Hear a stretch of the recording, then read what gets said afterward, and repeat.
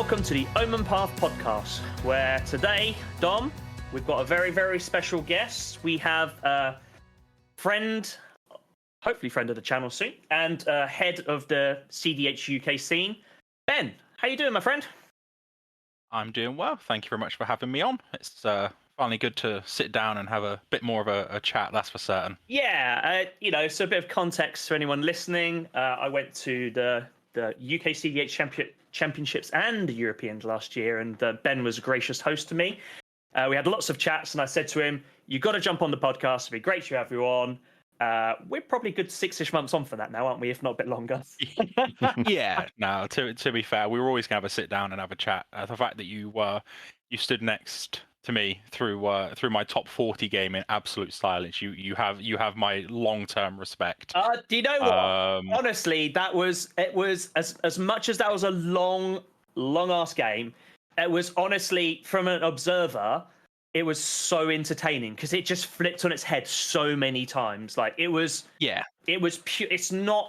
I don't think that's what people identify as cEDH. But I tell you what, it was literally constant. It's like, well, what's going to happen here? What's going to happen here? Like constantly on edge. I absolutely loved it. So yeah. So I never enjoy losing, especially the people that know me. No, I don't like losing. But I say Felix, the guy who won it, I did. We hugged it out afterwards, and it was one of the best games I've ever lost. I'm so glad that wasn't me sitting down, because the mental energy from all you four was just incredible. I wouldn't have been. I probably would have got to a point. I'm like, I'm out, guys. Like my brain is dead. I can't even do this. Yeah, as someone even before going into cEDH, I never played big tournament Magic. I think I made it 20 or 30 steps outside of the top cup room, and I was just sat down against the wall, kind of just decompressing. Obviously, it was the end of my run in the event, and it had a blast. But yeah, it was 3 hours of, it was obviously no restarts, which I'm sure we'll come to. Yeah. But yeah, no, it was just a 3-hour slog. I think it was the longest game of the event that wasn't restarted. Yeah, that's right. Yeah, I think the first game in the first round that run over, that did restart multiple times. How long was that after all? That was massive. Yeah, I think it extended. Yeah, I think it was about an hour and a half over. Obviously, they ended up just sending everyone for lunch. But ultimately, it's I don't think anyone's particularly like angry or mad about it. Obviously, this was a huge. Last year was a huge pilot year, doing an event of this size and under certain rules. But it will improve as the years go on. But the event was still a huge success. We'll talk a little bit about Lisbon a bit further over. But Dom, how you doing, my friend? You keeping well? It seems like I haven't seen you in forever. Yeah. 2 days after we recorded the last pod, you're swanning off. Yeah, me swanning off on holiday. How very dare I? Hey, how very dare I? Outrageous, honestly. I know. But at least we're putting content ahead, and we've got some. We'll have something while I'm away, which is the important thing. Yeah. Keep the churn going, that's for sure. Okay, Ben. Right. So we're going to talk everything cEDH. We're going to talk about the Europeans cEDH tournament and how it builds up to it. We're also going to talk about the UK scene. But I want to start from the beginning with yourself. So, what got you into Magic, and when did you start? So I actually started by. I was actually looking at Yu-Gi-Oh! I know you put the pitchforks down already. And ultimately, I wasn't enjoying gaming as much. And I thought, you know what? I played this as a kid. Are there any local game clubs? And obviously found an LGS, and they said, we don't do much Yu-Gi-Oh! We do more Magic if you want to come and give it a go. So went down and learnt from there. And then, obviously, as I started summer of 2019. It was a couple of weeks after the release of Core Set 20. Okay. Which, as anyone who has asked me this question, I'll say obviously the famous release of a set of quite strong elementals, like Risen Reef, 3-color Omnath, Yarok as such. And playing amongst the elementals in that color is obviously how I fell in love with the game. And then sort of touched Commander. It was the Populate pre-con that released shortly after I started playing. That was my first. That was my first Commander deck. Geared Conclave Exile, I think. Mm-hmm. Oh yeah. Yeah. yeah, that was sort of how I started. And then slowly but surely, as a lot of playgroups do, power level increases. And you know, there was a couple of people in the group who had high powered decks, and it's all a bit of to and fro, and we slowly but surely got into the high power realms, really, which was sort of what took over our weeknights of high power games, and then sort of found out about cEDH, and a guy in the group, Ed, he had a Sylvala parlay deck. Not that it's cEDH anymore, but back then it was. And I think we sort of played like a game of arch enemy, and none of us could touch him. He'd just win every single game. And obviously that sort of started the motivation to get up into the higher power realms. But yeah, that's the shorter version of it over the course of about 3 years. Obviously lockdown accelerated a lot of the commander game time, and sort of working around obviously lockdown restrictions, then being able to go out and play. LGSs weren't opening up the same way or didn't have the same accessibility. And yeah, the slowly crept up for it. It's good fun. Yeah, I think that's very typical for a lot of people for that sort of time, to be honest.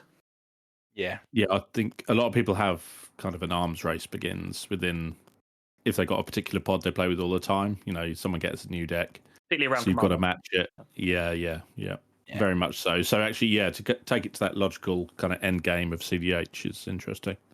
Yeah. My first, well, it didn't. It started off with Grand Arbiter. I wanted to be the annoying person in the group. My man. I know they will listen to this, so I will take a slight moment to have salt rubbed in the wounds.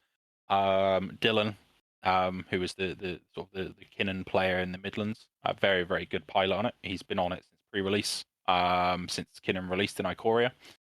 Wow. His first ever turn 2 win he had in his hand was spoiled by a turn 1 Grand Arbiter from me.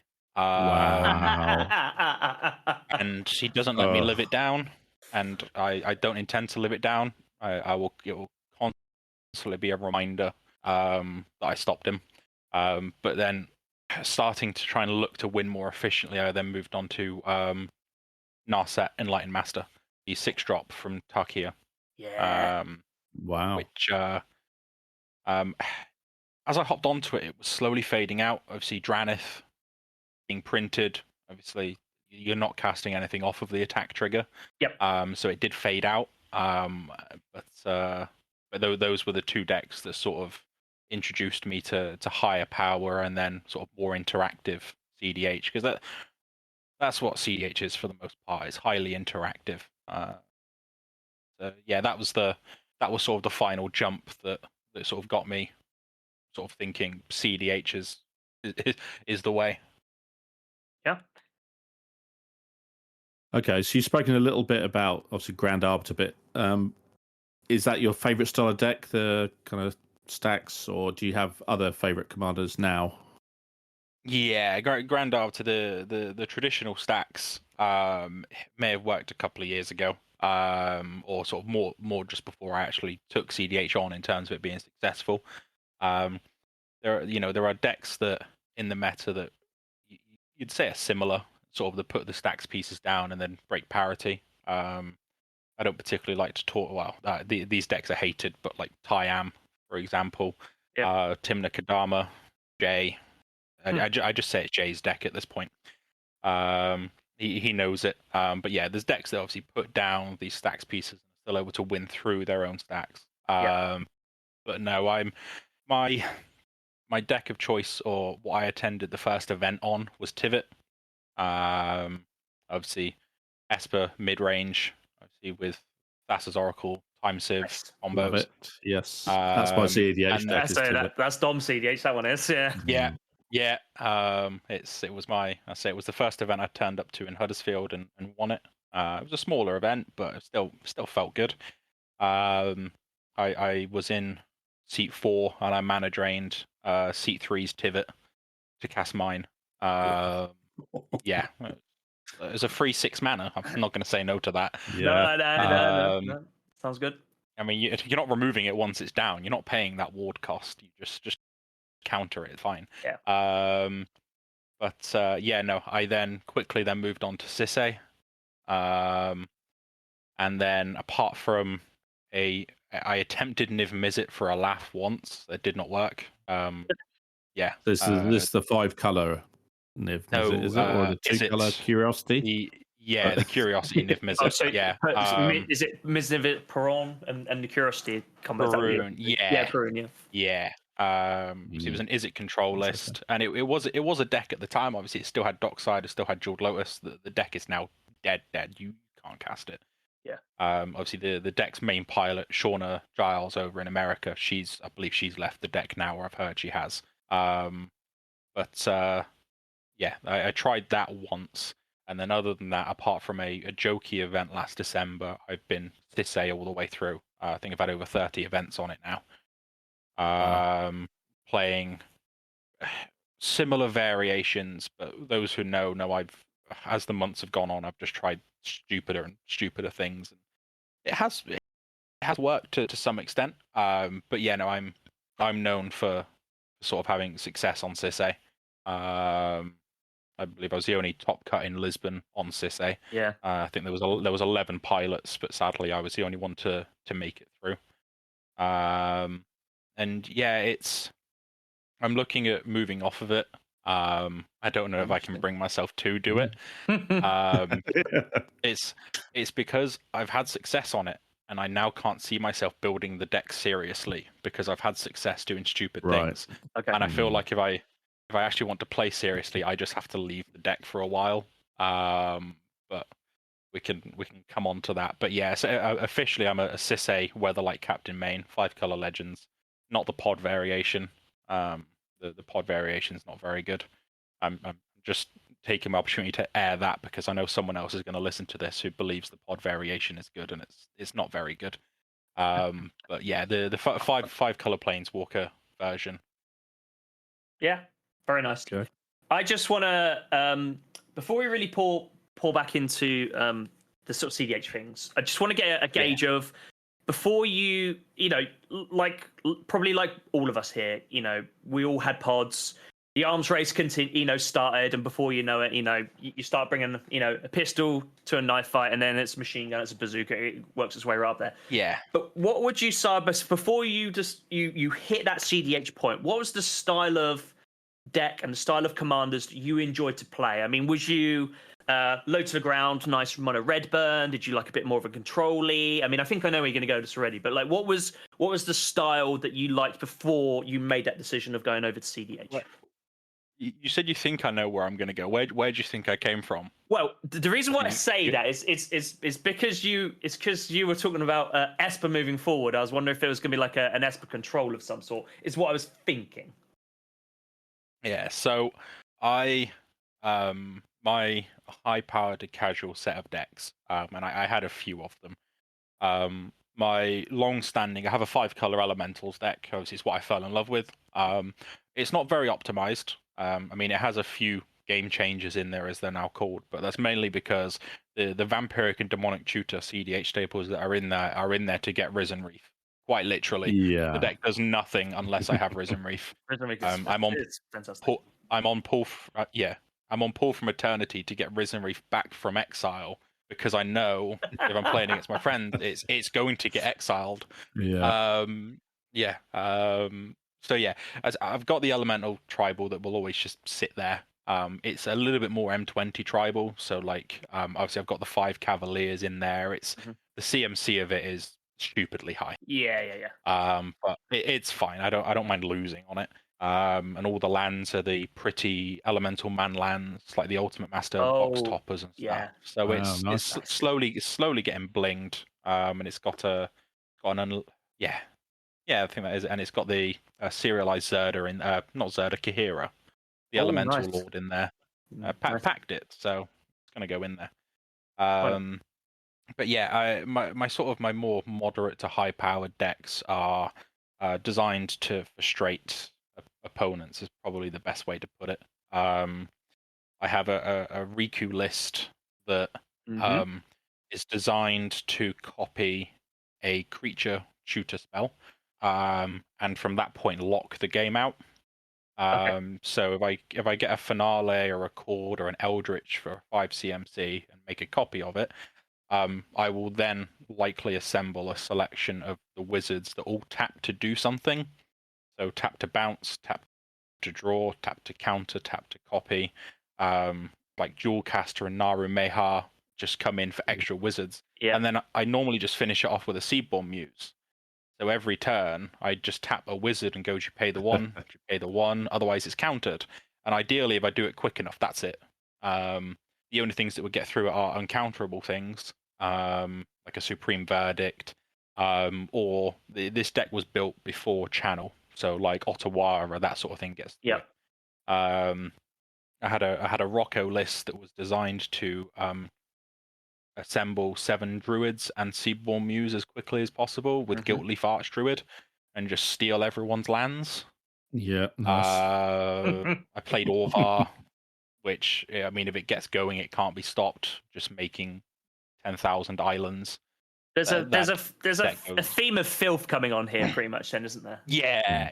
It was like I was always going to end up in cEDH because I was building these decks that, like, I made a list that was this is sort of where it gets to peak filth and stupidness.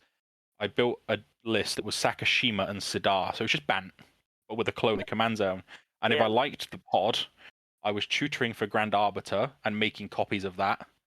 Sorry, if I didn't like the pod, if you like the pod, my goodness.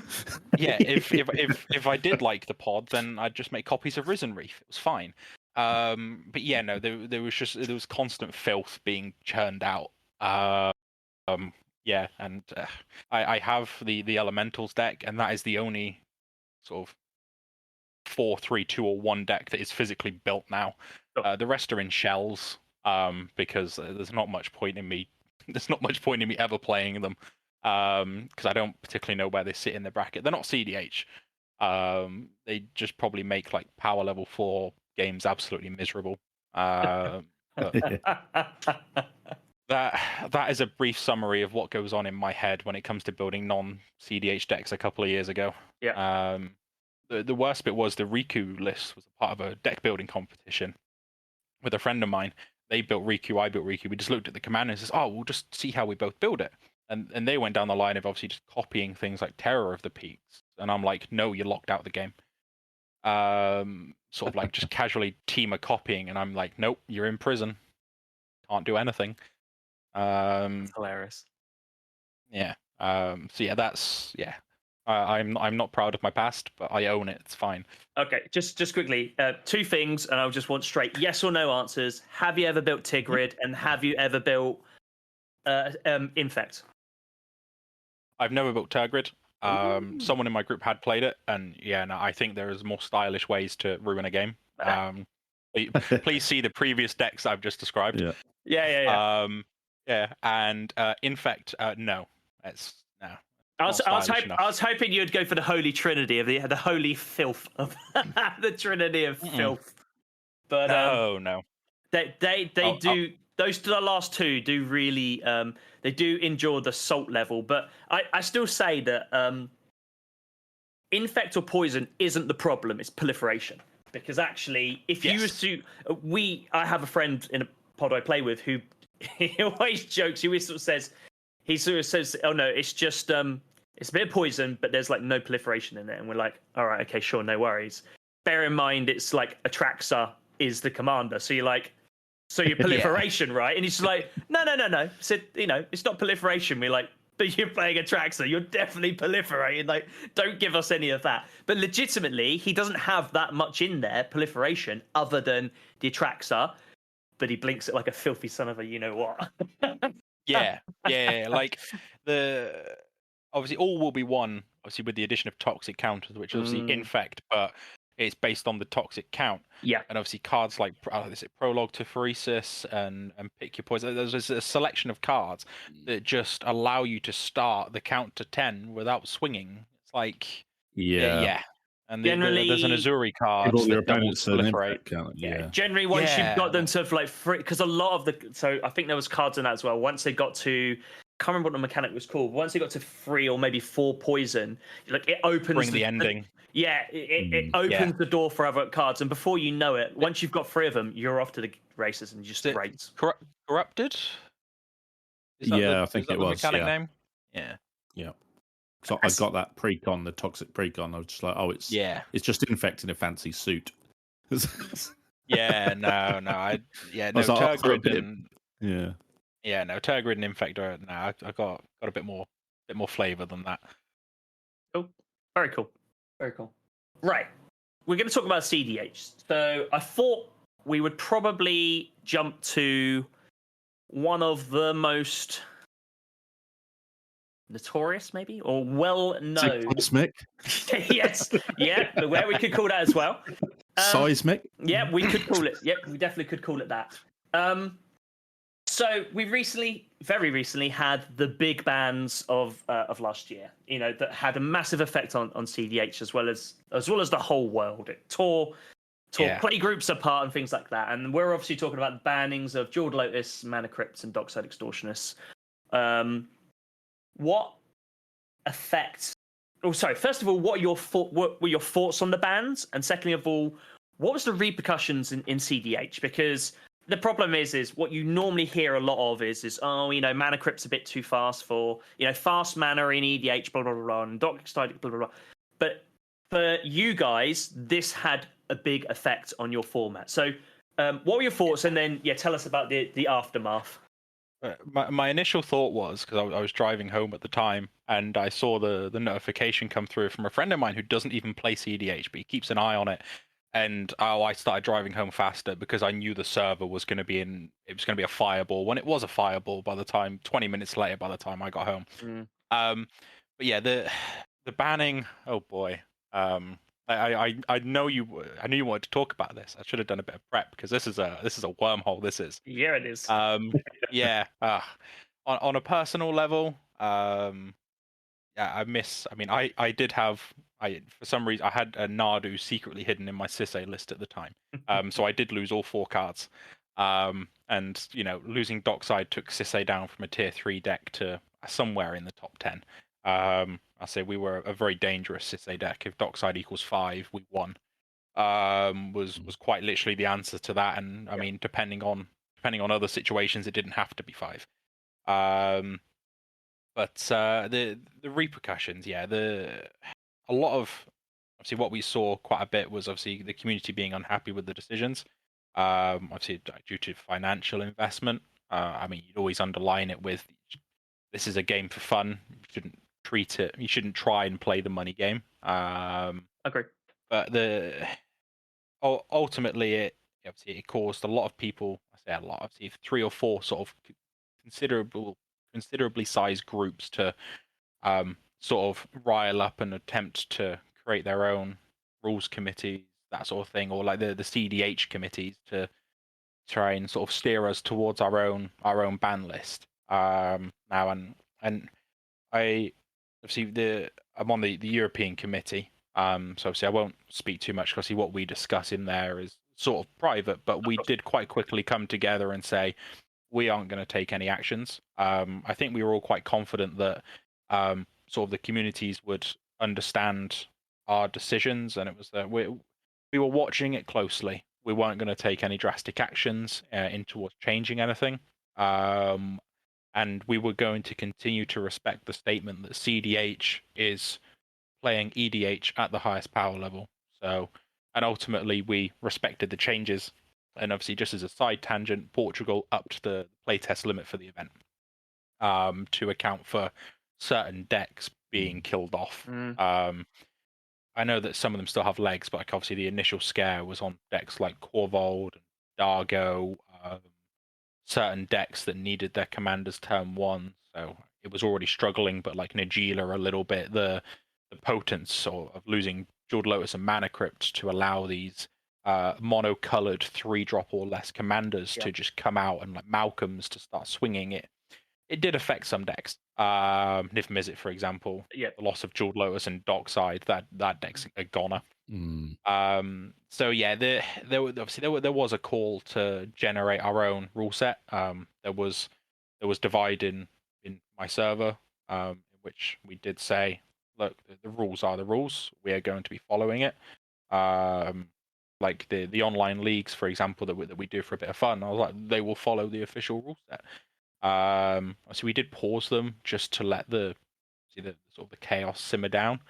But the community's pushed through fine, I think. I don't think we still joke about the losses of the cards. I mean, I only had one copy of each, so I'm not going to comment on a financial hit because I was never going to sell them. Yeah, no. They were my CEDH cards. They were either going to sit in the deck or get banned. Yeah. Yeah, I think it's simmered down now. Obviously, I know a lot's changed with what's obviously taking control of the format. Because yeah, obviously there was unfortunate and unjustly rile up from a few people in terms of obviously some of the conduct and obviously comments made towards the rules committee. Yeah. Not that any of that was needed at all. Well, we discussed this on the pod already, Yeah. but I'm sure. Like, so the idea of me asking this was not to open up scabs or anything like that. It was just to get that input from the CEDH. But we've already said this, but I think it's a bit obvious.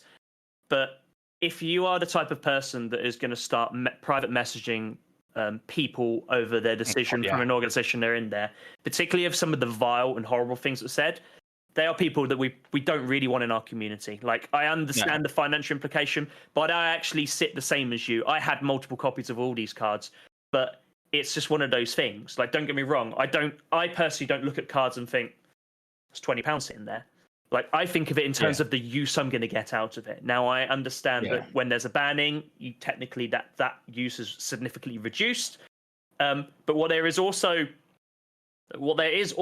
is if you in a friendly pod that you regularly play with, do you know what you can do? You can sort of say, how about we play post-ban EDH? And you can still play those cards. You know, yes, the value has gone for them, but you're dead right. I'm the same. They're either going to sit in a deck or they're going to sit in a pile to go in a deck. They're not really going to be sold. So I'm totally with you on that in that respect. But it allowed the resurgence of Timna Thrasios as a deck. Obviously, red was so strong. It still is strong. I still sort of say, obviously, apart from a barrel stuffed Thoracle, obviously Underworld Breach is still the cleanest and best win con in the game. In terms of its well-roundedness, once it's resolved, its ability to protect itself. The implications of the ban, I think it's past now. Obviously, people weren't happy. Certain decks died, but it's the same as any other format.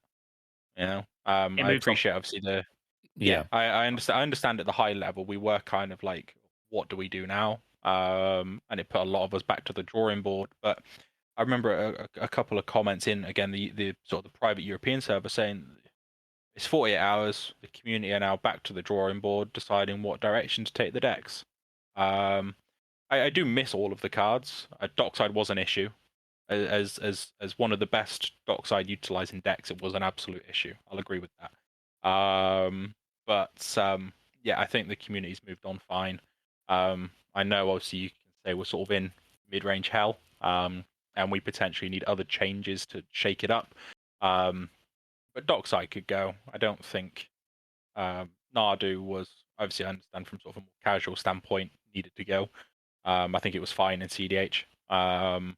But the Jeweled Lotus and Mana Crypt I think could have stayed. But we're moving on with the decisions. You never know. Some of them might come back. I feel like it was all at once, right? Yeah, that was the main pain point. It was all at once, just after they'd been selling them as chase cards. So you, it was just it was too ill-timed. Shot.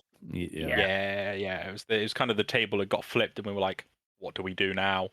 I mean, I think I still say to this day, I mean, as much as I love Dockside Extortionist, you are right. It's easy to abuse. It's easy to gain a significant advantage from it, and it probably was the card out of the lot that probably deserved it the most.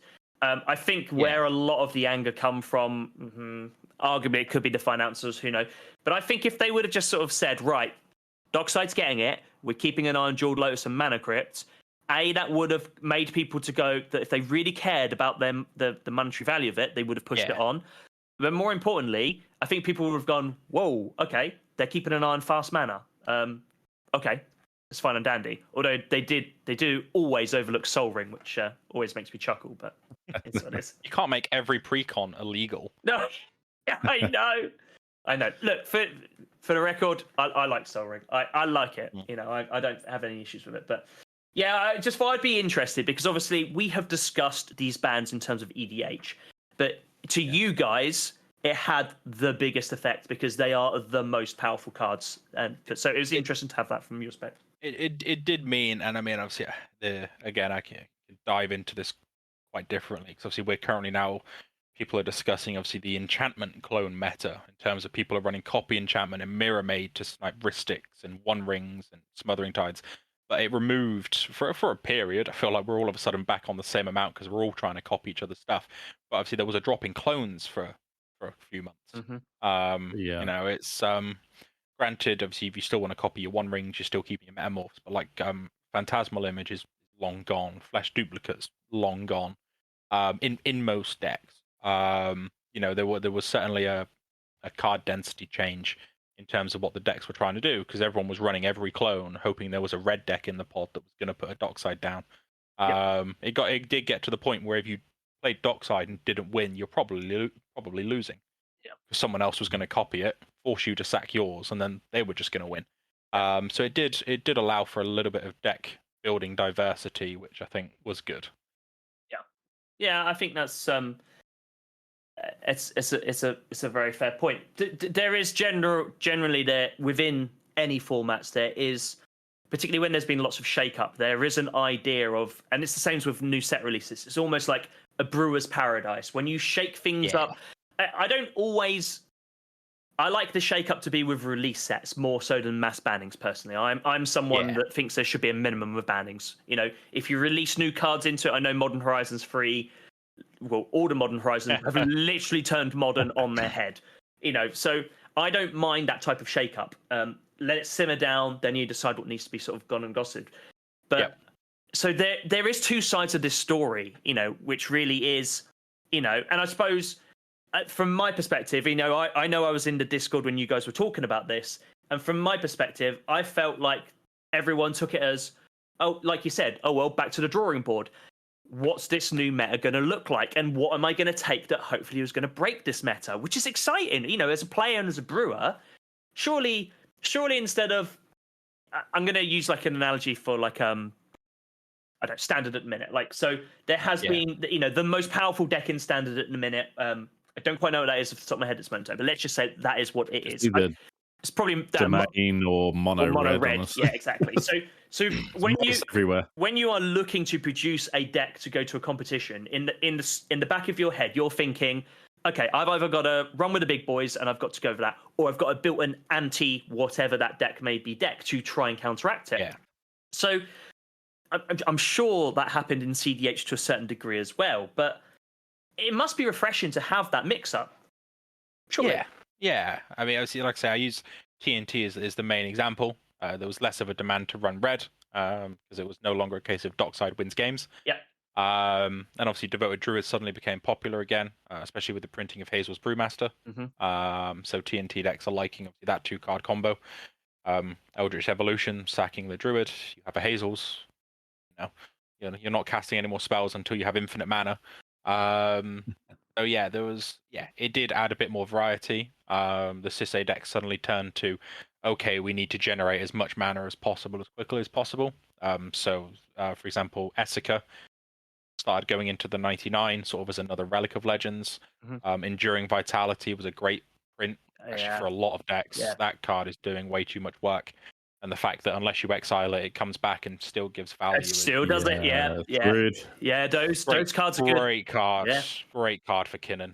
Cryptolith Rights on a body that can eat a piece of removal, and it's it has been nice. Obviously it can still delve into the slight mid range hell that we're currently in, where draws are on the up. But it's been refreshing, and I'm sure another shake-up's inbound. I hope they unban something interesting. Yeah. So yeah, talking of unbannings, yeah, there's been touted that Coalition Victory is going to be unbanned. Do you see a future where an 8-mana sorcery will ever see cEDH play? Are there any other unbannings you might want to mix things up?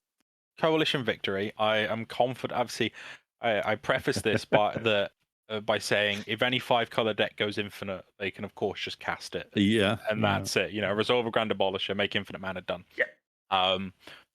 I reckon if it goes unbanned, I'll put it on the record now. I'll try and get 2 event wins with Coalition Victory in the list. Then if it unbans, I'll make sure even if I'm not on Sissy, I'll hop back on it and I'll see if I can get a couple of game wins at an event with it in the list. Can't guarantee it'll be cast. It might get pitched under a Chrome Mox to make it tap for all 5 colors. Well, why not? But yeah, why not? No, the serious answer. What does it cost? Is it 8 or 9? It's 8 mana. 8. Yeah. Wooburg +3. Yeah. It would just be a dead card most of the time. I think ultimately there are just better ways to win. The cost is just absurd. The problem is you said it to you. Sorry to interrupt. You said it earlier yourself. If you've gone infinite and you've got all the protection in the world of a Grand Abolisher, it doesn't really matter. You're doing your thing anyway, aren't you? Let's be honest. Yeah. You want your win cons to kind of have text as early as possible. And I mean, getting up to the ideally, if you're having to go infinite, you're just using one of your win cons that don't necessarily need you to go infinite straight away to potentially win. Don't get me wrong. I know I have a friend who a card that I also love, Genesis Ultimatum. He had it in his Krark Thrasios deck, and he did get to copy it like 3 times in a turn at an event, and I think he went on to win the game. And it does, you're looking at the top 15 cards or permanents into play, like it can happen, don't get me wrong. But from a serious sort of tournament answering, no, but either I'll do it or I know someone will watch this and go and prove me wrong. Watch this space, yeah, exactly. yeah. I'm gonna get round one Coalition victoried in May. And I'm gonna delete all my socials. Yeah. Anything else unbanned? I as much as I don't think I'd even play it in Sisset at the minute, but it's mainly just because of the convenient colors. I wanted Leovold unbanned as a slight protection drawer card, slight stacks. I mean, I don't like the Narset effect in cEDH, mainly because obviously this was sort of I test ran it like 9 months ago, and you put it down and you shut off 2 other players' draw engines. The other person's just going to send it because no one's drawing anything anymore. So I do kind of consider Narset effects bad, or the 1 draw per turn effects bad. I wouldn't mind seeing Leovold. You mean you wouldn't want to? You wouldn't want to see Hull Breacher back in? You wouldn't want to see the old classic Time Twister Hull Breacher play?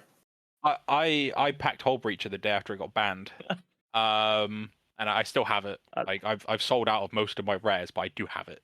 Hull Breach God now. I mean, I need a way to replace my treasures. I don't have Dockside anymore, so I'll take it. Yeah, exactly. I'll pay the slightly more expensive cost. It's fine. Gifts ungiven, maybe. Okay. We're sitting pretty with sitting pretty with intuition. Well, just give us gifts. That's fine. 15 mana Emrakul. I'll take that. Oh yeah. Yeah, I mean, Annihilator 6 is I guess the reason it's banned for casual. But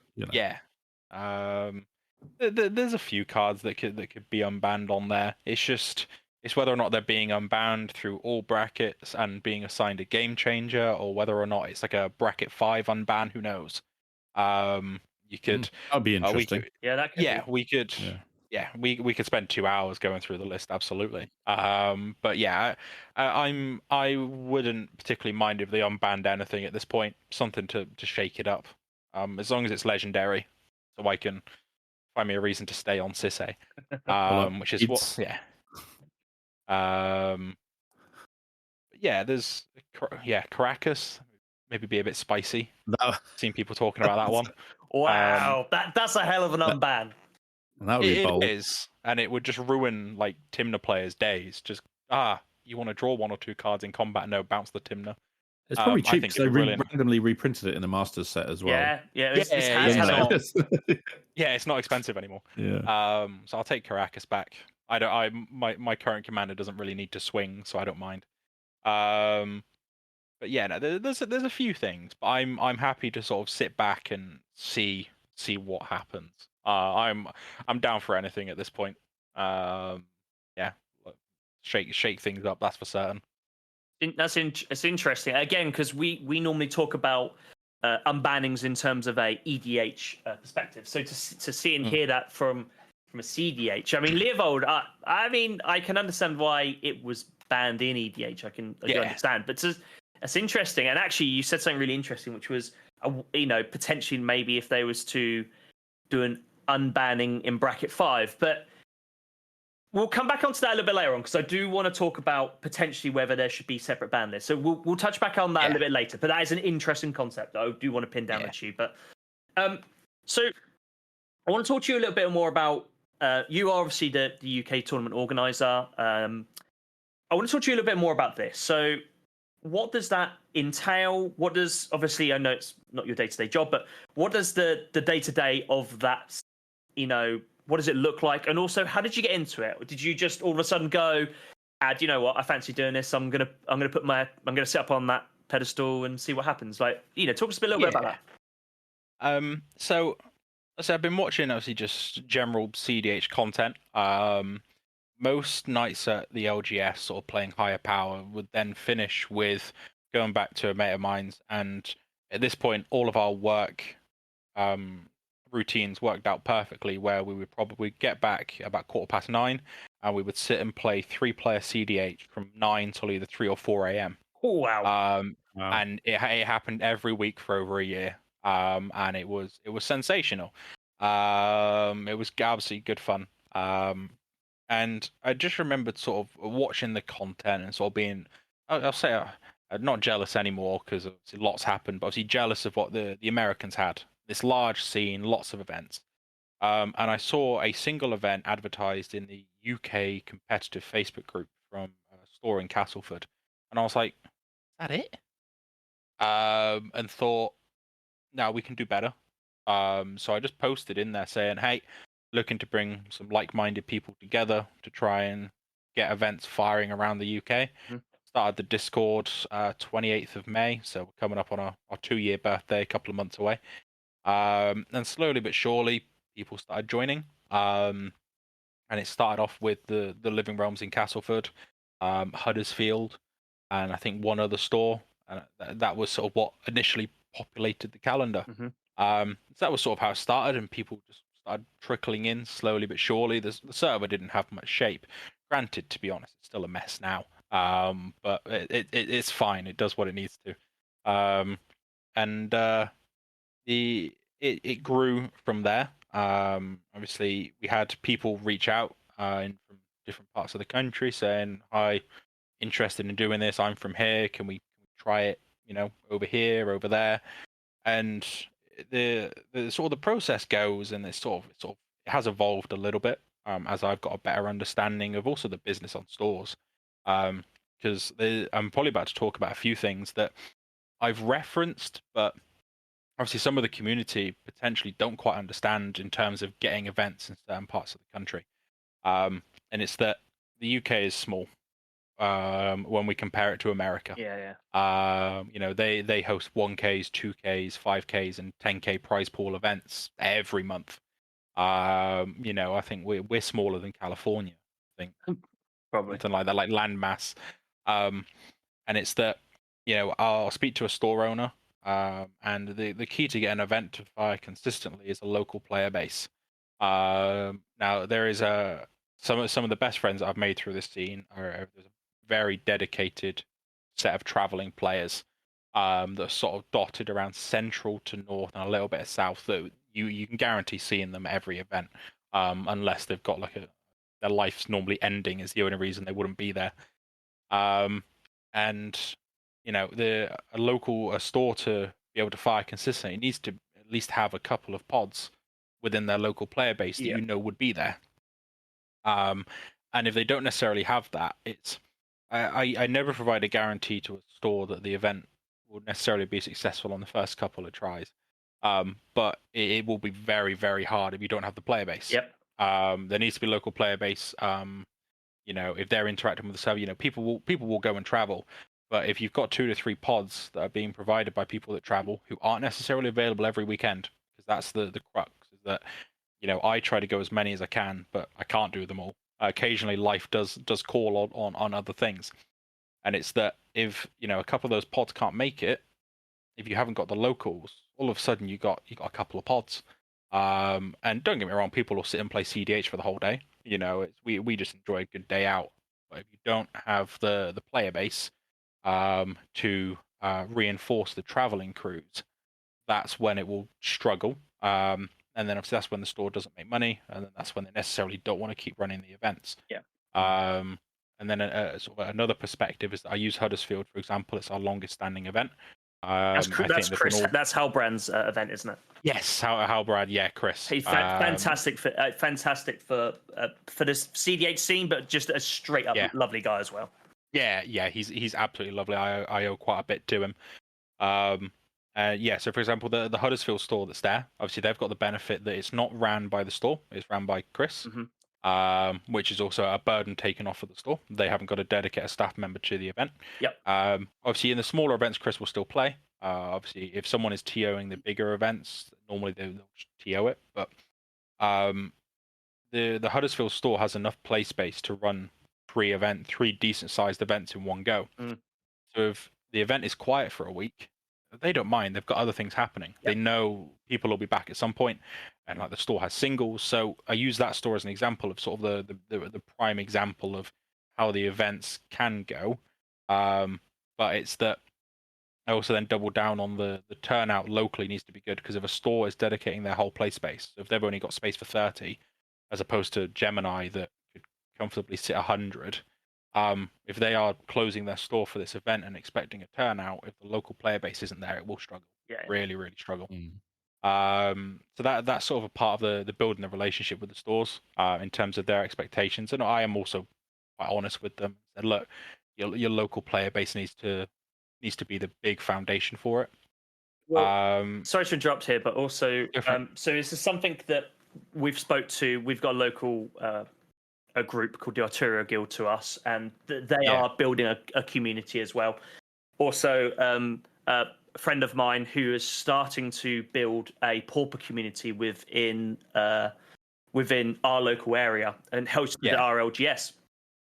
The reason why I bring this up, because we had a little conversation about this, which was effectively, if you're going to host a pauper night, you need to host a pauper night. It can't just be who's in, great, we've got 4, okay, well, we'll miss this week, blah, blah, blah. It has to be every single week, because what then happens is, so they've already had a couple of nights. The first one, which was not Tuesday gone, Tuesday beforehand, they had some all right numbers. But yesterday's one, it built up, and I think they had a decent amount of number. And as soon as more people start hearing about it, I had 2 other people from a completely different community sort of say, "Oh, I hear Langdon's doing pauper nights like on a Tuesday. Is that a regular thing?" Yeah, it is. Great. I love pauper. I've been looking for a place to, and then you build it and it establishes, and then you're in the position when you've basically got between 10 and 30 people attending every week. That is the position of, for cEDH, that's what you kind of want. The local player base that props it up, with then everyone else from around the country coming together, I suppose, isn't it? Yeah, absolutely. I can only do so many announcements before people tell me to shut up. And I can only push so many events. Obviously, the calendar is on there. We get the links from the stores. The information is on there as soon as I can get it. I chase them as frequently as I can. Obviously, I completely respect that these people are running their own businesses, and there's other formats and other TCGs for them to sort. But yeah, it's being realistic in terms of the local player base needs to support it, and that then also comes on to like event frequency. So like the most established events, they can run monthly. For example, the Huddersfield, they don't mind if it's quiet, they can go monthly. But at the minute, I'm pushing most stores to either do bi-monthly or quarterly. Yep. It's the best way to do it. Yeah. It sort of gives the events a little bit more grandeur and gives them sort of a month or 2 to practice at their local nights on spell table, and then come back and hit it again. And with more notice and a slightly reduced frequency, you'll then get more of the traveling crews because they've got more notice and they know it's happening. Yep.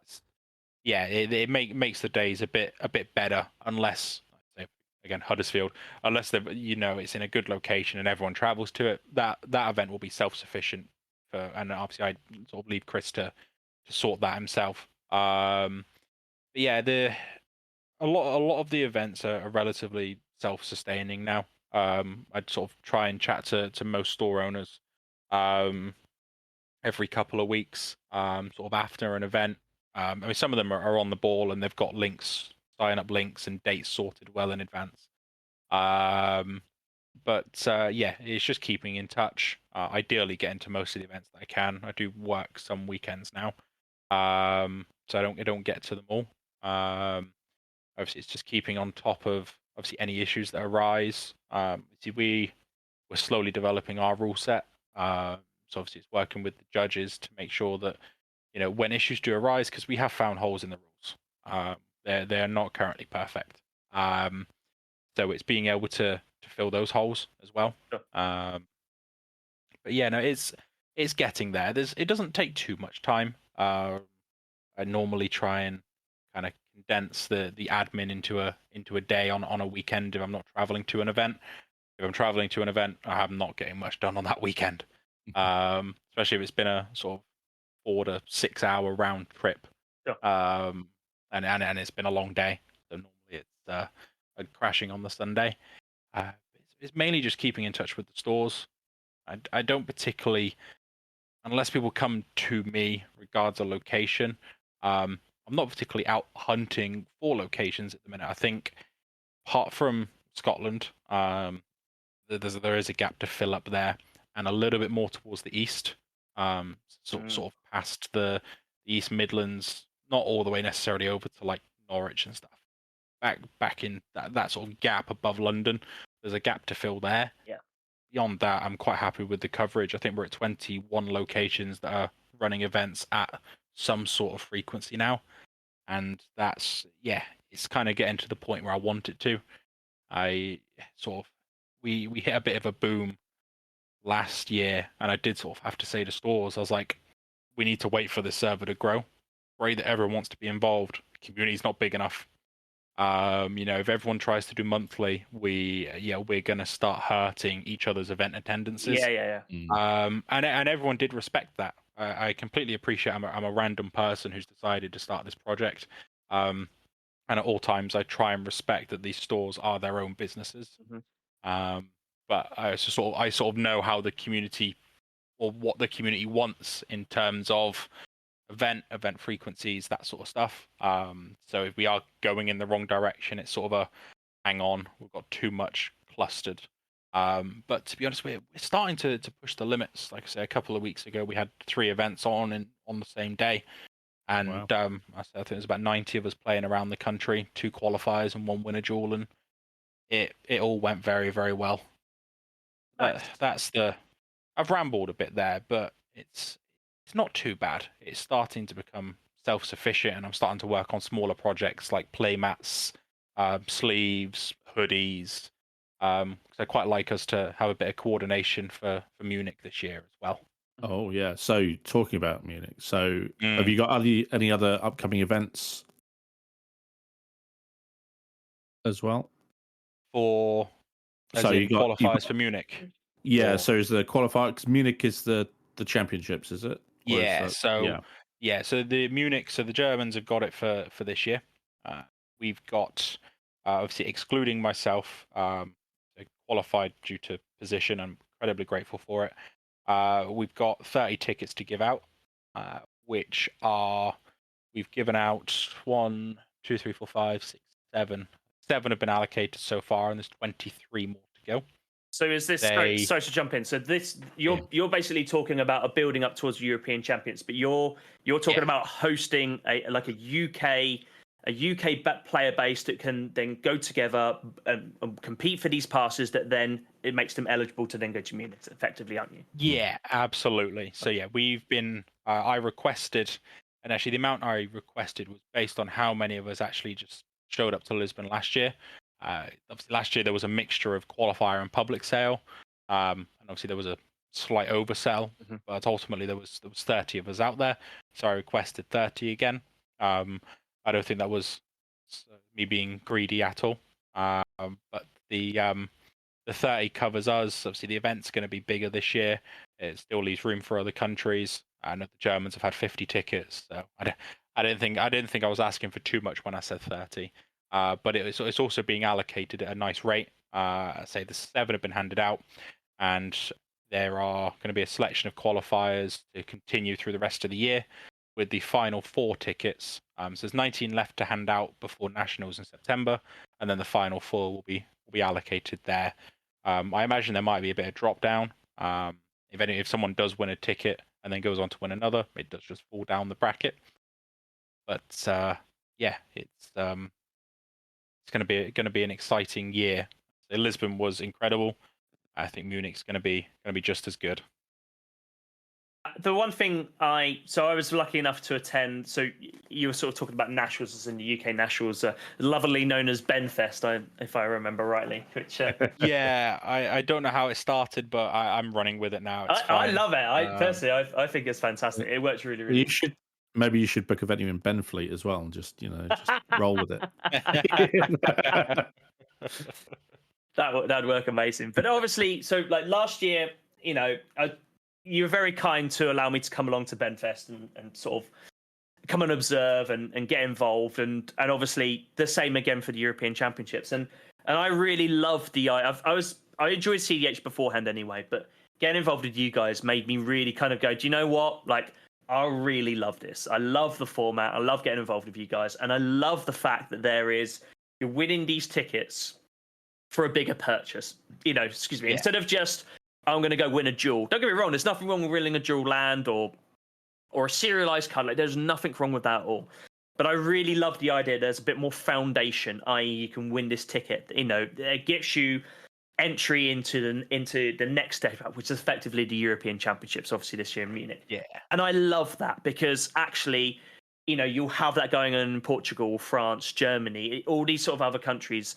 And I love that idea that you get the people that have been winning in their countries combinating together for, like, the European Championships. I love it. Yeah. And Lisbon was incredible. Like, it was some of the best Magic I've ever seen.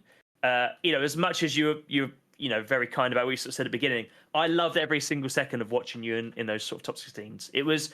The gameplay was incredible. The spell slinging was, to me, it's the essence of what cEDH is. I would implore anyone, if you have any interest in high power EDH or cEDH, go attend one of these events. Just go get involved. Obviously, we'll leave links into the cEDH UK server, so you'll be able to find your dates from there. I'm sure there'll be stuff on the socials as well. Just go and get involved because the community is fantastic. And it is so much fun. Absolutely so much fun.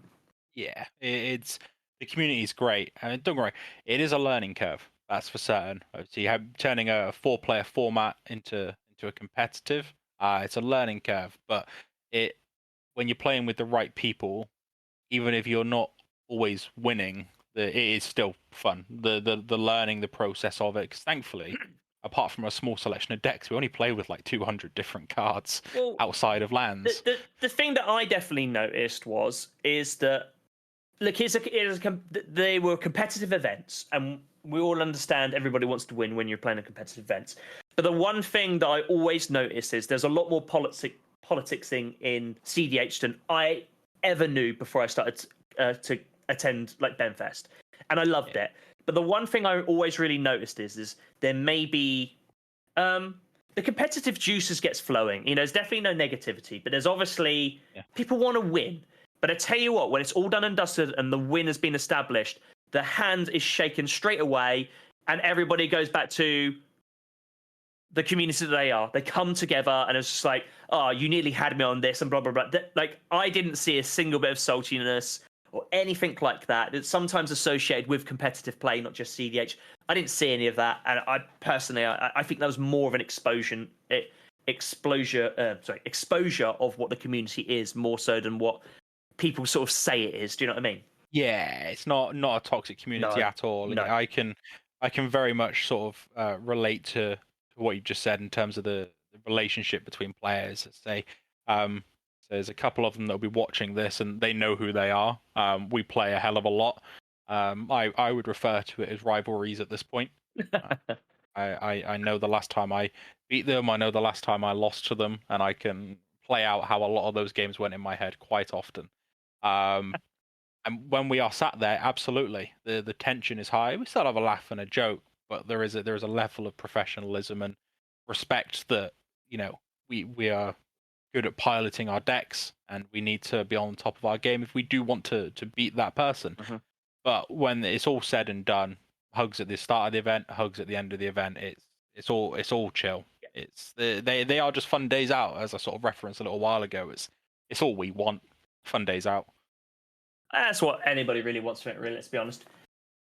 Okay, so a bit of a big one here, but how would you describe the cEDH scene in the UK, and then what are the differences between the scene in the UK and, say, the rest of the world? For argument's sake, Europe and America's got a big following. Like, are there any differences? And if they are, what are those, and how big are they as a rule of thumb?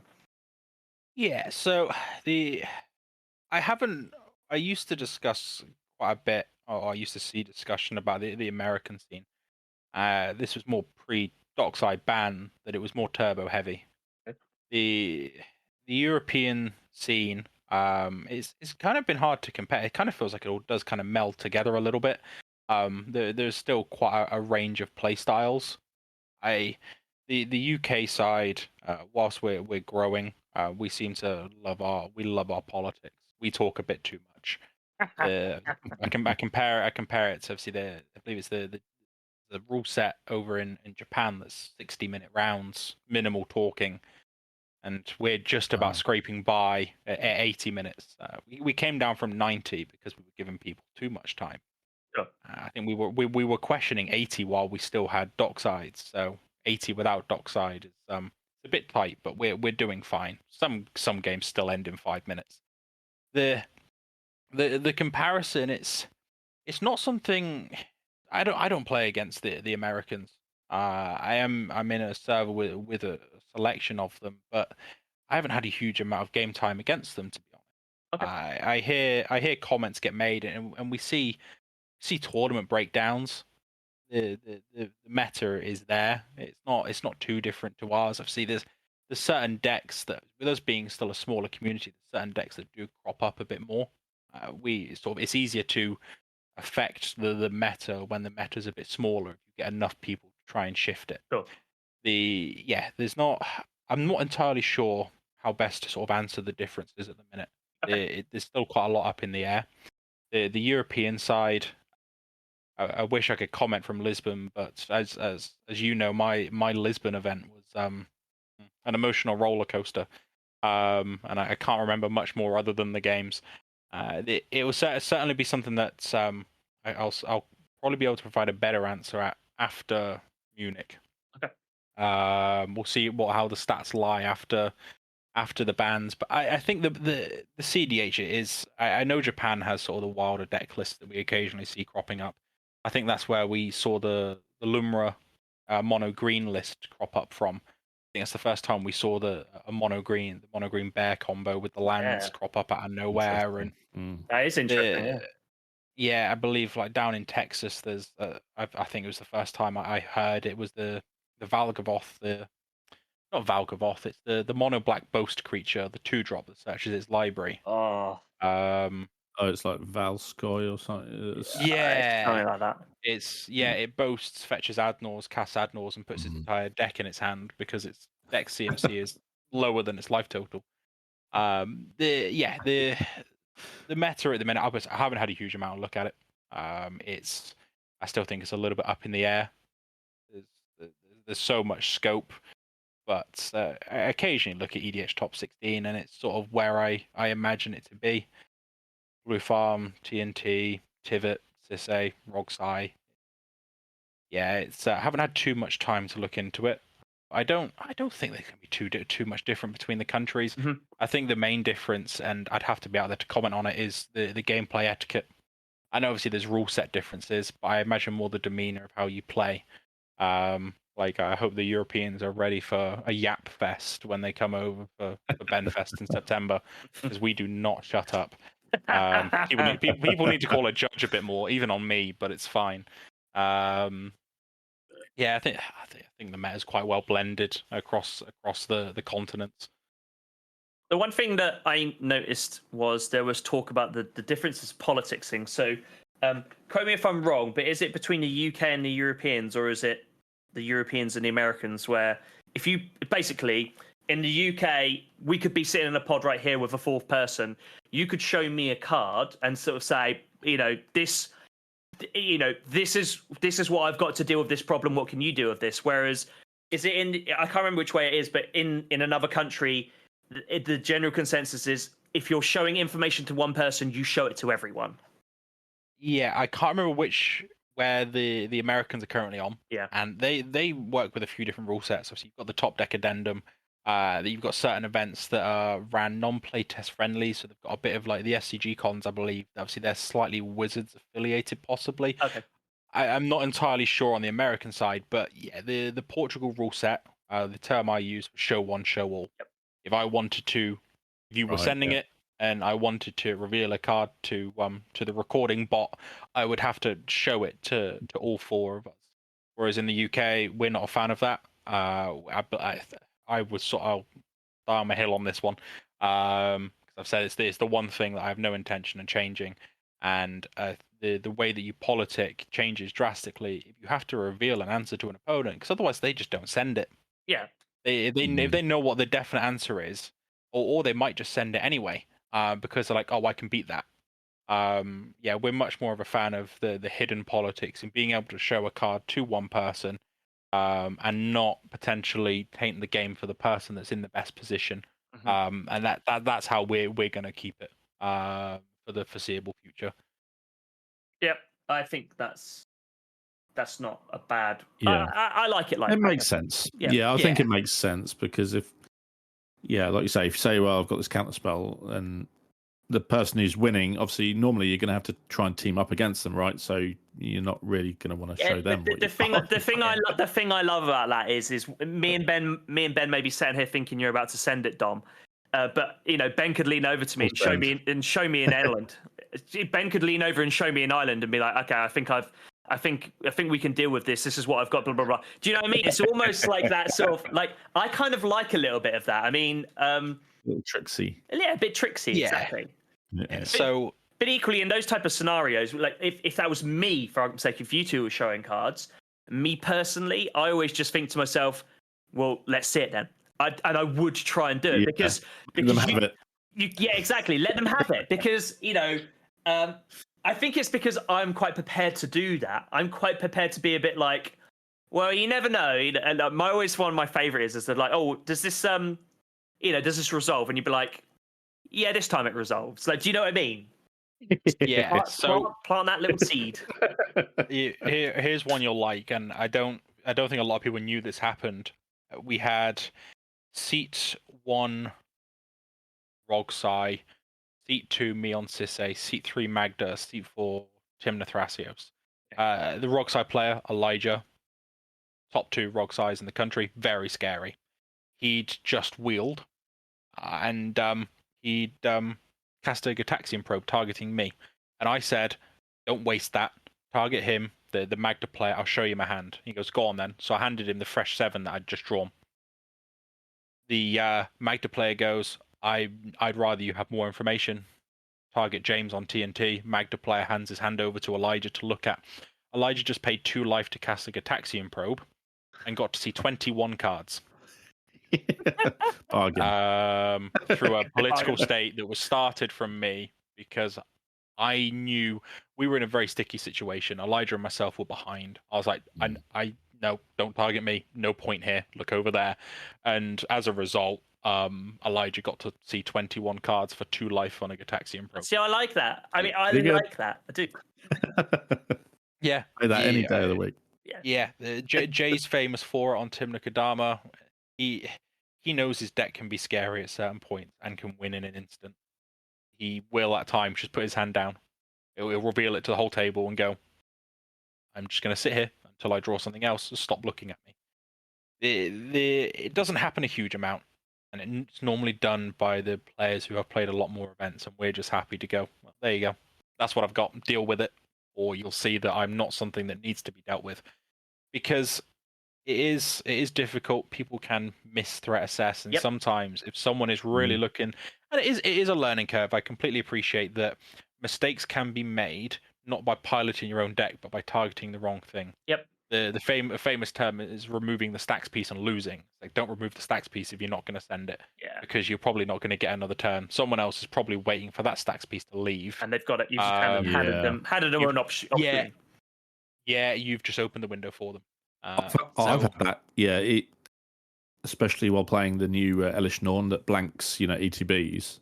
Yes, and it's like everyone's going, "Oh, it's so terrible," but all you're really doing is stopping the green player from winning. Yeah. So it was something that was referenced is again using Jays as an example because I know it has almost came up once. His Academy Rector needs a sack outlet. Someone was playing the original Elish Norn, the -2/-2. Oh yeah. And if he had drawn it and resolved it, he would have won on the spot without casting another spell. Wow. And it's don't remove the stacks piece unless you're ready to go, because it will bite you in the butt very quickly. It's not just there for the person that cast it. A lot of the time, it's there in place for other people as well.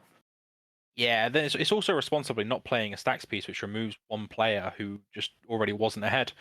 They're less inclined to then help you stop someone who was actually ahead. Yeah, it's really funny. I've always found it quite funny how people react to those type of things. I can't remember where it was, but I can remember playing a Yishan against someone that was playing basically like a graveyard deck, and they were like, "What the fuck, man? You've just stopped me playing the game." And I'm like, "No, I've stopped you winning the game." And he was just like, "How am I going to win?" And you're like, you look at his graveyard, and you're like, "Don't give me that! Like, don't give me that!"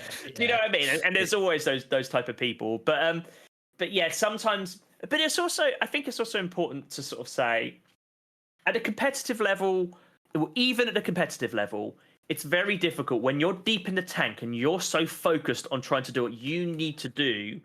Sometimes it is easy to make the wrong decision of the player to target, or even the piece to remove. Absolutely, but that's why we do have a you fucked up. You used the F-bomb before me, so now I'm going to use it. You can put that back in your hand. Quite literally, if someone casts a spell, and I see it and I'm like, big issue, put it back in your hand. There is a rule that is in place. If someone does do a big mess up, so the game isn't ruined, you can, if another player says it, you can just put it back in your hand. Spell was never cast, that's it. We do have that. Just because mistakes do happen. Obviously, if someone's like, no, I want to cast it, it's like, all right, fair enough. But if someone does cast something, it's like, that's a big red flag. It's like, oh, you shouldn't have cast that. Then, we do sort of have a slight way to protect it as long as it's noticed quickly, just to sort of allow those mistakes to be unwound, just so the game isn't suddenly tainted and over. Yeah, exactly. Particularly when it's either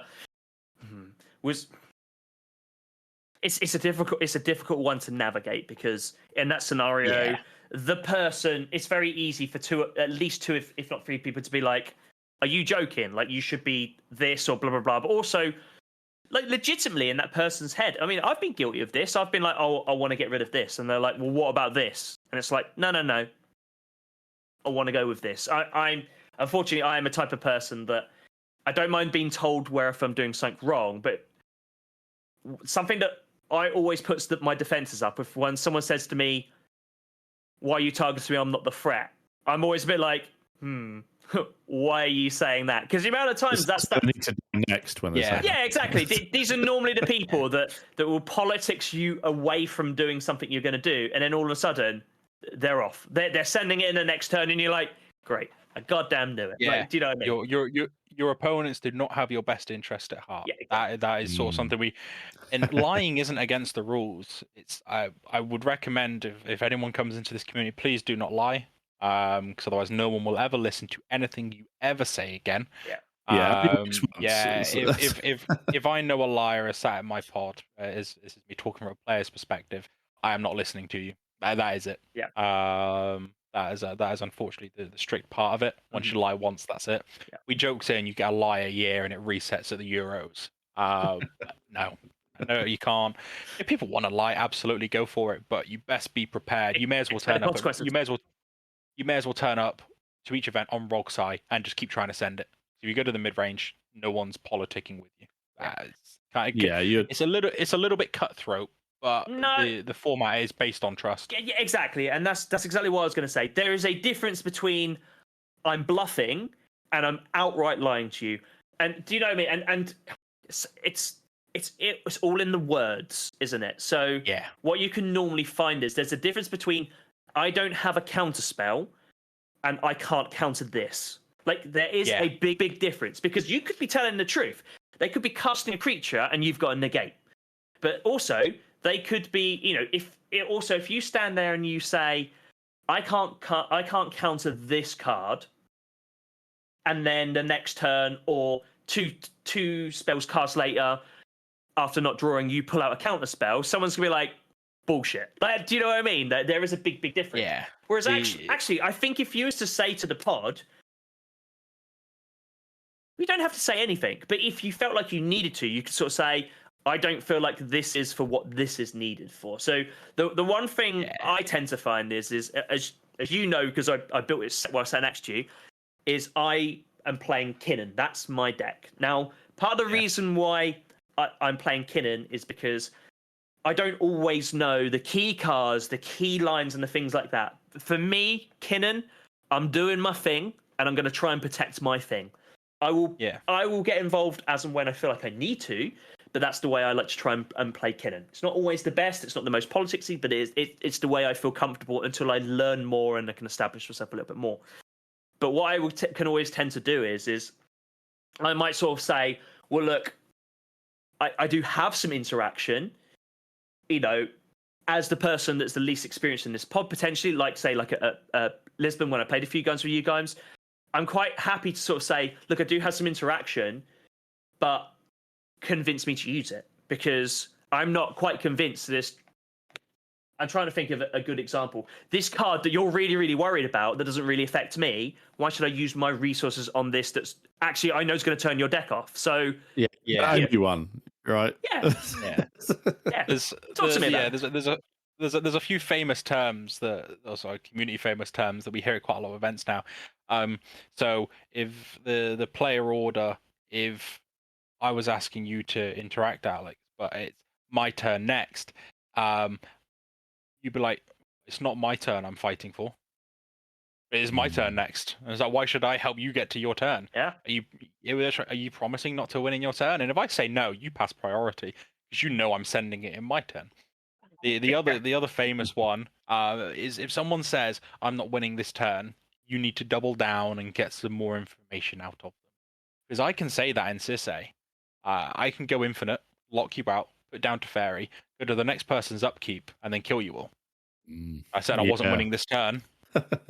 I won in someone else's turn. I haven't lied there. And exactly. And this is why it's all in the wording. And this is why, so look, I think we've all fallen foul of this, particularly when you're newer players, or if you're really in the tank and someone offers you that deal, you need, like a good lawyer, you need to read those small print, because the devil is in the detail. And the amazing thing might be exactly what you've just said there. I won't win in my next turn. But it's all right. I'm going to win and the player befores me because I've got it all in hand. I'm ready to rock and roll. Do you know what I mean? Yeah, ready to go at any moment. Yeah. It's difficult, and I preface a little bit that if people come into the format, the politics side and sort of some of the stuff that we spoke of may seem as like, how do I begin to understand this? How do I know when to start using it? It's, to be honest, I wouldn't worry about that for now. No. Learn your deck. Yep. Just learn your deck. Mulligan. Know your lines. There is sort of an expectation that at an event it's sort of be somewhat proficient on your deck to keep the games flowing. We are under a time limit in a 4-player game, so we kind of need decisions to be made at a nice pace. Yep. Don't particularly worry about the politics. There's a lot of nice people in the community that will probably talk to you about it a bit more after the game. Yep. The why was this said here, why was that said there, and most situations are explainable. They just possibly can't be explained during the middle of the game. Yeah. It's the politics side is a great side of it. It can just sometimes it does go a bit too far sometimes. It happens, takes up too much time of a game. It does get to a point where if the conversation is not going anywhere, someone needs to call a judge who will come over, tell everyone to shut up and carry on. Yeah. So we saw that at Lisbon actually a couple of times where there was one player that was particularly. I'm just trying to think. It must have been the round after I watched you. There was quite it's quite a vocal player that he was basically telling the other three what the next person was going to do. And don't get me wrong, like, he called it right sometimes, but it got to the point where there was quite a quiet, meekish guy sitting there. He was just doing his thing. And it got to the point where actually he done exactly what you just sort of said. He called a judge and he sort of said to the judge, he says, look, this guy's trying to play all our decks all at the same time. He said, just stand there and listen. He said, we just want to crack on. I said, I've been sat here waiting for my turn for a good 15, 20 minutes now. This guy keeps talking about what this is going to do, what he's going to do, and what I'm going to do. I said, but more importantly, I want everyone to, put spells on the stack so we can all interact and we can move this game forward. Because this has not moved forward in 20 minutes and we're getting close to round. And to be fair, and the judge acted really good because he sort of said, right, okay, basically I think, excuse the terminology, I think he effectively sort of said, I'm not going to pick anyone out here, but I'm effectively going to say table warning. I'm going to stand here and I'm going to watch the pace of play. And then the next time this dude sort of like spoke up, you could almost tell the judge was like 1, 2, 3, 4, 5. Right? Okay. Well, you need to do something about this. You either, instead of trying to convince these guys, you either need to pass priority or you need to put something on the stack. Yeah. You need to do one thing or the other, because it's amazing. Because all of a sudden, like, this guy would say his piece. No, you need to do something. You need to do a game action or you need to pass priority.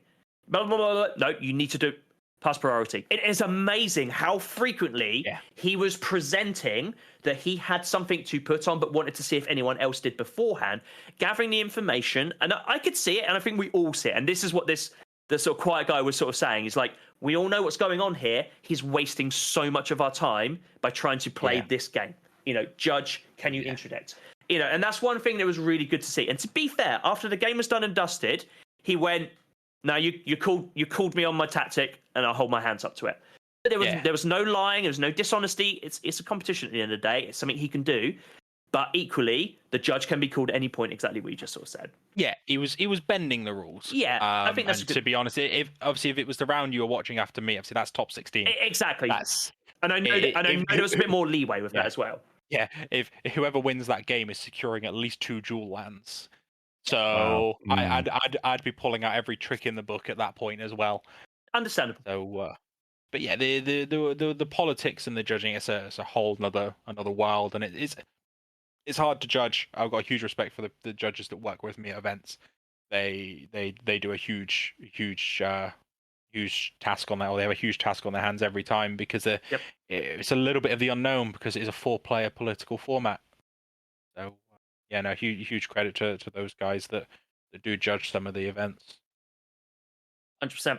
Dom, why don't you fire us up with another question, mate? Yeah. So, how has the cEDH scene evolved over the past few years, and where do you see it going?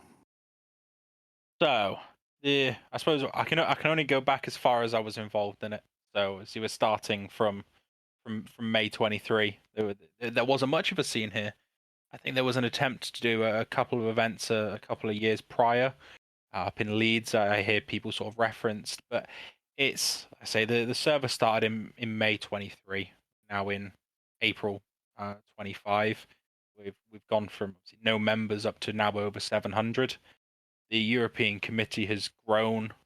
It started in November 23, with then obviously Lisbon in November 24.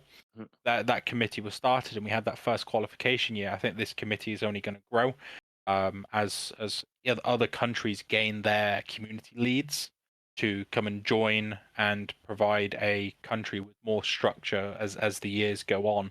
I say we've got sort of definitive leads for the UK.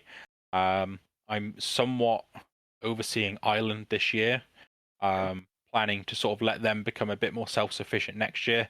They sort of started speaking up a little bit after ticket allocation, so I've managed to secure them 4 tickets so that they can get some representation. So the Ireland will be over there. We've got Finland, Spain, Portugal, Germany, Belgium, Italy, Slovenia. There's I think it's someone from Croatia in there now as well. It is growing.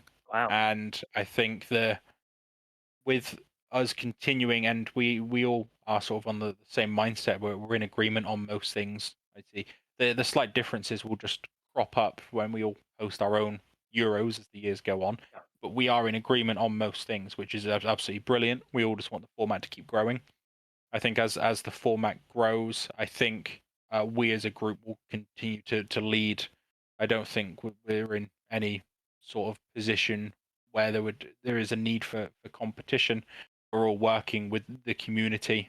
None of us are particularly here to make a truckload of money. We're all just pushing it forward, and it's just going to continue growing as especially some of the smaller countries evolve. Mm-hmm. I mean, when I say smaller countries, it used to be us, and I now know we are the largest cEDH dedicated Discord in Europe. The only one that's bigger is in terms of membership is Slovenia, but that's across multiple TCGs. So I know in terms of, not that it's a competition, but just in terms of like the community growth, we're now bigger than Portugal, who are 3 years older than us as a community. We've caught the Spanish, and we don't appear to be slowing down, which is brilliant. And I'm still having fun. I'm not planning on stopping this anytime soon. As Deadpool said to Wolverine, it'll be till I'm 90. I'll still be here. Did you pick up the Deadpool secret lair? Yes, I did. I sat over I think it took over an hour. Someone sent it to me. I thought it was April Fool's. I didn't look, and they were like, "Did you pick it up?" I was like, "What do you mean? Did I pick it up? It's real?" And then it sat there with my phone, just watching the little man walk across the screen for over an hour. Yeah, no, picked up a foil one. I needed a Deadly Rollock. I've never played a deck that's needed a Deadly Rollock for some reason. Interesting card. Yeah, it's a very good card. Yeah, I never ran it in CISA. I had other removal, which never really picked it. But yeah, no, I have now picked one up. The Blasphemous Act, I have seen someone running. Charlie, a player up in sort of the Huddersfield area, he runs it in his blue farm list as his sort of one-off board wipe. I could see use for it. But yeah, I just wanted the Rollock, and it was a Deadpool secret lair. Deadpool's a Rakdos legend. I'll probably find a reason to run it in CISA alongside the Coalition victory. In a couple of months' time. Yeah, nice. But yeah, the community is growing. It's unsanctioned events for the most part, and obviously, I'm sure we're going to come and touch on to obviously that and obviously playtest cards shortly. But it's just going to keep growing. And with the group that are currently taking the lead, and the coordination, and there were some sponsorships last year, and there will be going forward. It's all going to grow. The format is booming. The increase in sort of social presence as well from a lot of the communities. I know it's something we're sort of slowly trying to work on. Is again getting rid of that stigma that we're a toxic, salty format. Yeah. We're one of the most chill. Oh, absolutely, without a doubt. I can back you up on that. I mean, I'm very lucky enough to sort of put myself into lots of different communities of Magic the Gathering. You know, I'm very lucky in that respect. So I don't know everything. I've not seen every corner of the globe, but I have personally found the cEDH one of the most inviting, friendliness, and least salty, actually. Like I sort of said, just come back to a point you were saying earlier, the games I played at Lisbon with you guys and with the community that were there was a general consensus that I play cEDH, but I'm still new to the level that you guys are at. So when it comes to the hard politicking, it's almost like I was excluded, but not out of disrespect of me or we don't need to worry about him, They just knew. Look, these are guys that have played together for a long, long time, so they knew how they can play against one another. And when something was said my direction, it'd be like, don't listen to him, he's full of crap. Well, do you know what I mean? All that sort of stuff, which was really good. But to have, to drag someone in for that, I mean, this all started, I pinged you a message, said I'd love to come down and get involved, and you were like, absolutely love to have you down there. And it's one of those things where the welcoming was so good. And I've come across many people, even at Command Fest, and we've talked about it. They're like, yeah, we're hoping to go to the cEDH event. Are you coming? Blah, blah, blah. Yeah, we can't wait. The community, from my perspective, definitely feels like it's building, and it's such a positive place. Like, I can't wait to see where it goes. Yeah, the Command Fests have been good fun as well. Kind of just taking over the free play area. We're hopefully by May we're going to have some hoodies or at least something with cEDH UK on so that we'll stand out in the free play area at Edgbaston. We're looking forward to that. That'll be good fun. I read on one of the UK content creators servers that there was some interest in cEDH at Command Fest. So I didn't see what a reply was back to that, but hopefully there will be some. And I'll definitely be bringing a deck along. Yeah, so I am aware of the discussions. Francois actually happened to be at the We Buy Any Card qualifier, and I had a good chat with him. So I am aware of developments between us and Axion. It's early days. They do want to work on it. They want to increase their format scope. It's just about how we meet with obviously Command Fest being sanctioned. Yep. And conversations are ongoing, and we're hoping to have something, potentially a test run at Edgbaston, and then potentially looking at something nice. A bit bigger in the future. So the relationship is building. Amazing. I mean, that's how all these things, they start small and they build. Yeah. I'm glad that is starting. Just one last thing before we move on to the next part. So obviously we've said about where we can see it moving forward. We've been talking about how there's been like a UK connection and building towards a European. Do you think there will ever be like a cEDH World Championships, which incorporates the world effectively? Yeah, so there was a message that was sent out from Kakar, the head of the Portugal scene. He did email Top Deck. Now, see, Top Deck have stepped away from the tournament scene now. They're purely just software due to, obviously, lots of reasons. But ultimately, they stepped back from the public image in the community. But a tweet was sent saying top 16 of Lisbon versus top 16 of the Top Deck Championship Series. Yeah. And the answer was possibly. Now, see, things have changed over in America. There's been a bit of a shift in terms of the main cEDH communities. But I believe possibly. Nice. There is a chance. Now, the prize pool would need to be huge to make it respectful for enough of either one side or the other to fly across. Yeah, of course. It needs to be absolutely huge. They're not flying over for, well, probably even for a dual land. Do you know what I mean? Yeah, cruise ship. Yeah. There needs to be a lot. Yeah, actually, that sounds like a great idea. Yeah, that does. There wasn't there like a magic cruise? It was a magic cruise. Yeah, there was a magic cruise. Yeah. Think of it. Yeah. Like if we could maybe get some agreement for it to be back and forth, or maybe because you don't want to disrespect the circuits that we currently have in place. Yeah, of course. For example, the Euros. So you'd want to keep it away from November because we'll want to keep the Euros going, and whatever America's got, you'd potentially need to look at like spring, and maybe look at, I don't know, every 2 years, every 3 years, maybe every 4 years. Like obviously the World Cup's every 4 years, for example, and something like that. It would need to be a rare frequency. It could be done. I'd be more than happy to sit amongst the group that are trying to put that together. There'd be an absolute. You'd have to coin flip as to whether or not it's hosted in Europe or America first. That's for certain. Well, what you could do is effectively, excuse the golf analogy here, but you could effectively do it a bit like the Ryder Cup. So you do it 1 year, and then the other year, and then and that is every other year. So that could be basically, it's an understanding of, we'll have it this year, you guys can have it next year, and then rinse and repeat. Yeah, but then also no disrespect to the communities over in Asia. They play a lot of cEDH as well. That's also a very fair point as well. You could have it every 2 years rotating.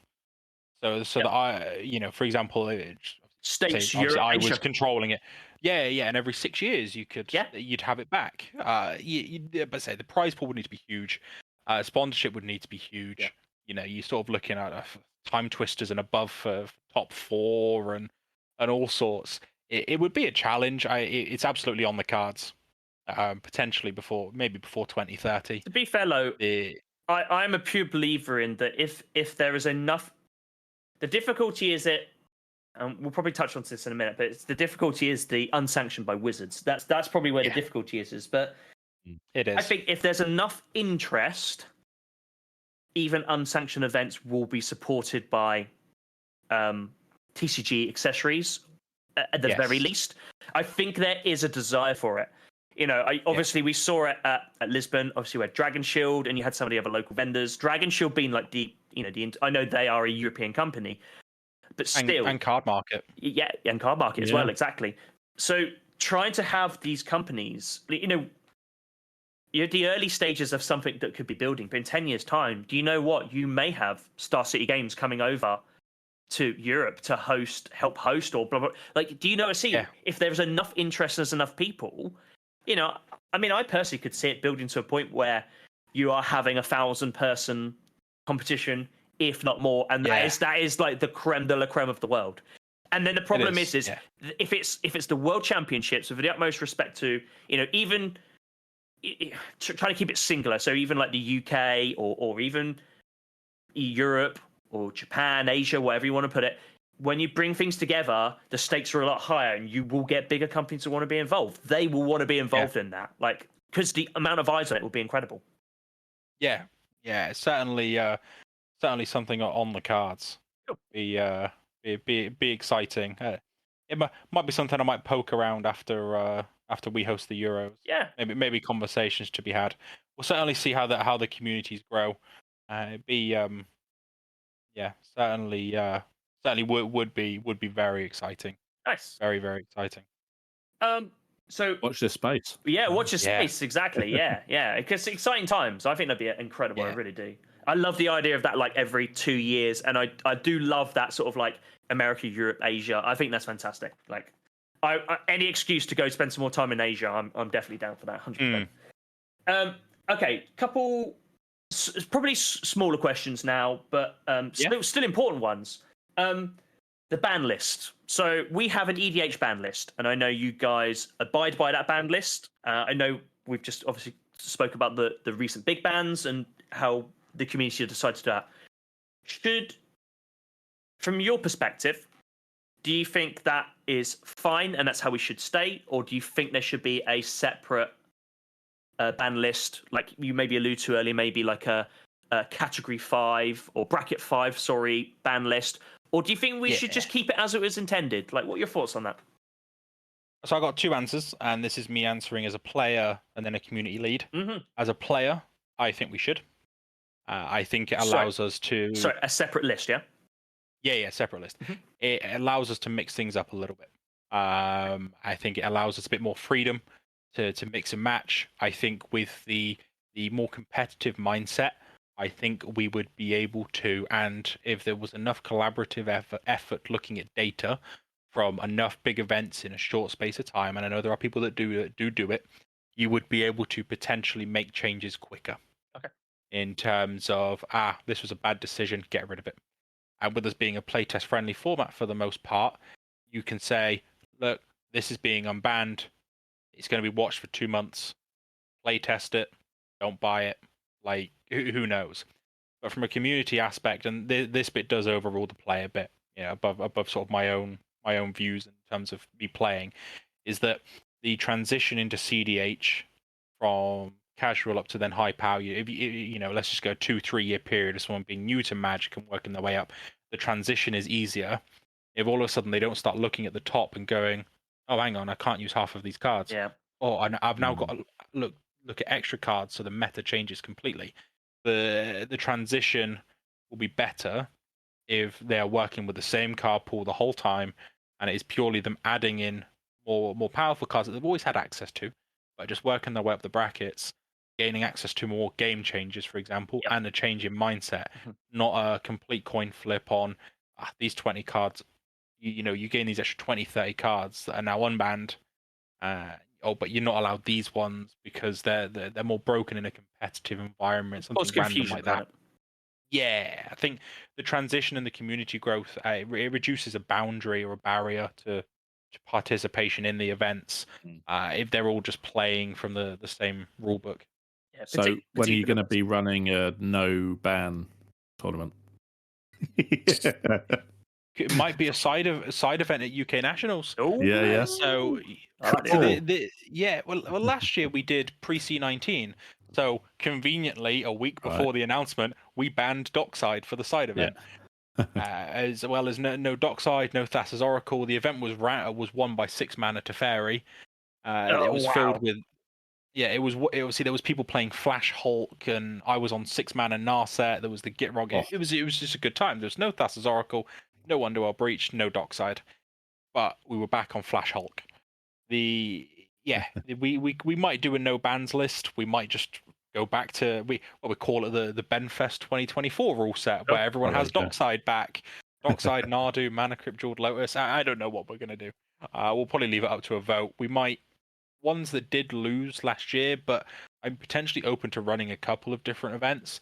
So the Pride, anyone can any commanders have partner. Yeah, that's an interesting one. Yeah, that's really cool. We realised that Kinnan and Dahada would just be disgusting. Just give so there's a slight tangent. The other day, me, Dylan, and Chris, the Kinnan, Dylan, and then Chris, he's got TNT built.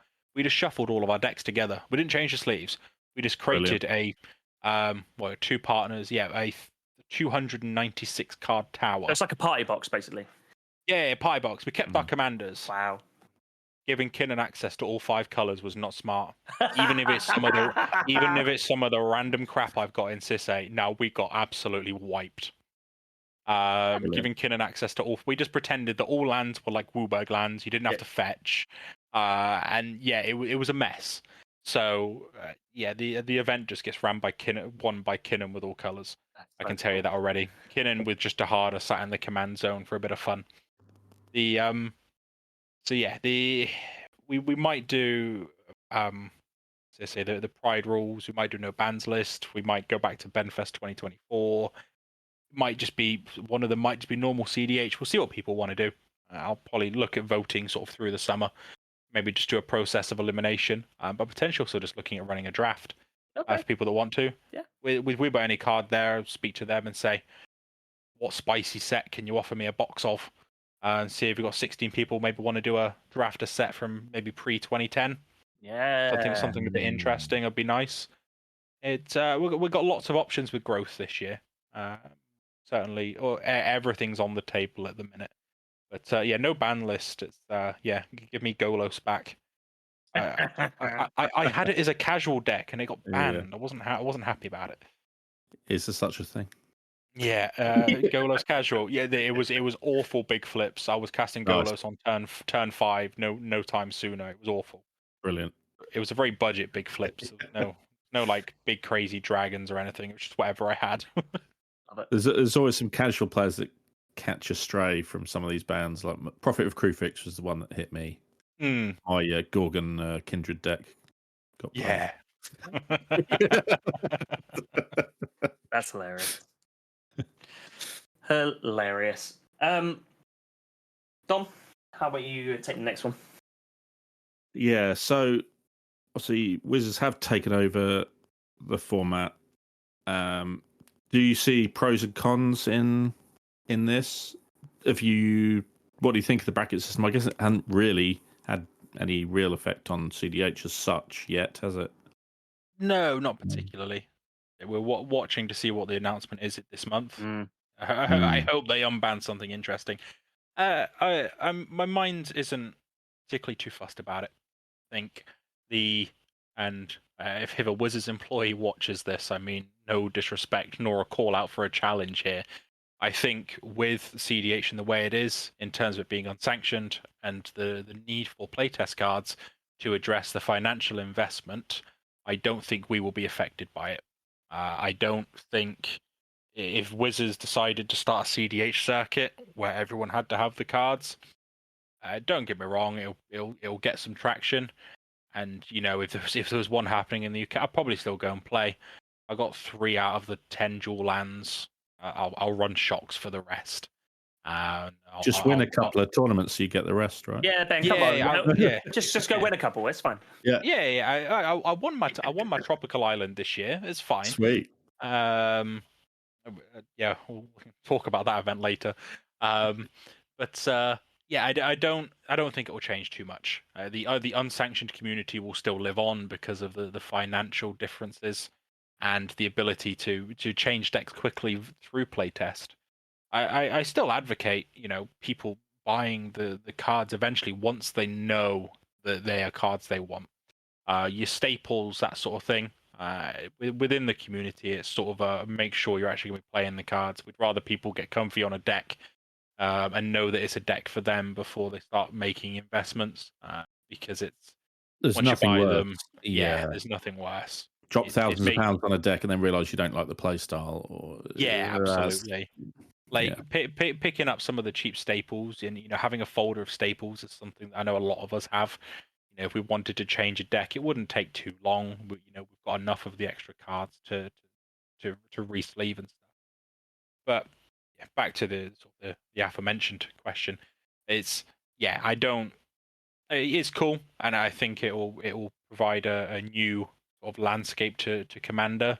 But for us, sort of set up in bracket 5, I think we will just continue as things were and see what gets banned and unbanned.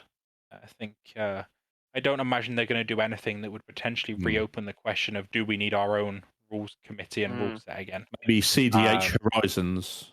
So bracket 5 only Masters set or something. Yeah. They'll put Nardu in it just to rub salt in wounds and leave it banned.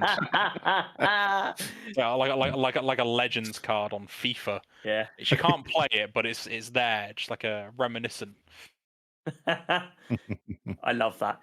And look, so you've obviously sort of touched on this, but cEDH to me particularly as well is known as being a very proxy / playtest friendly environment.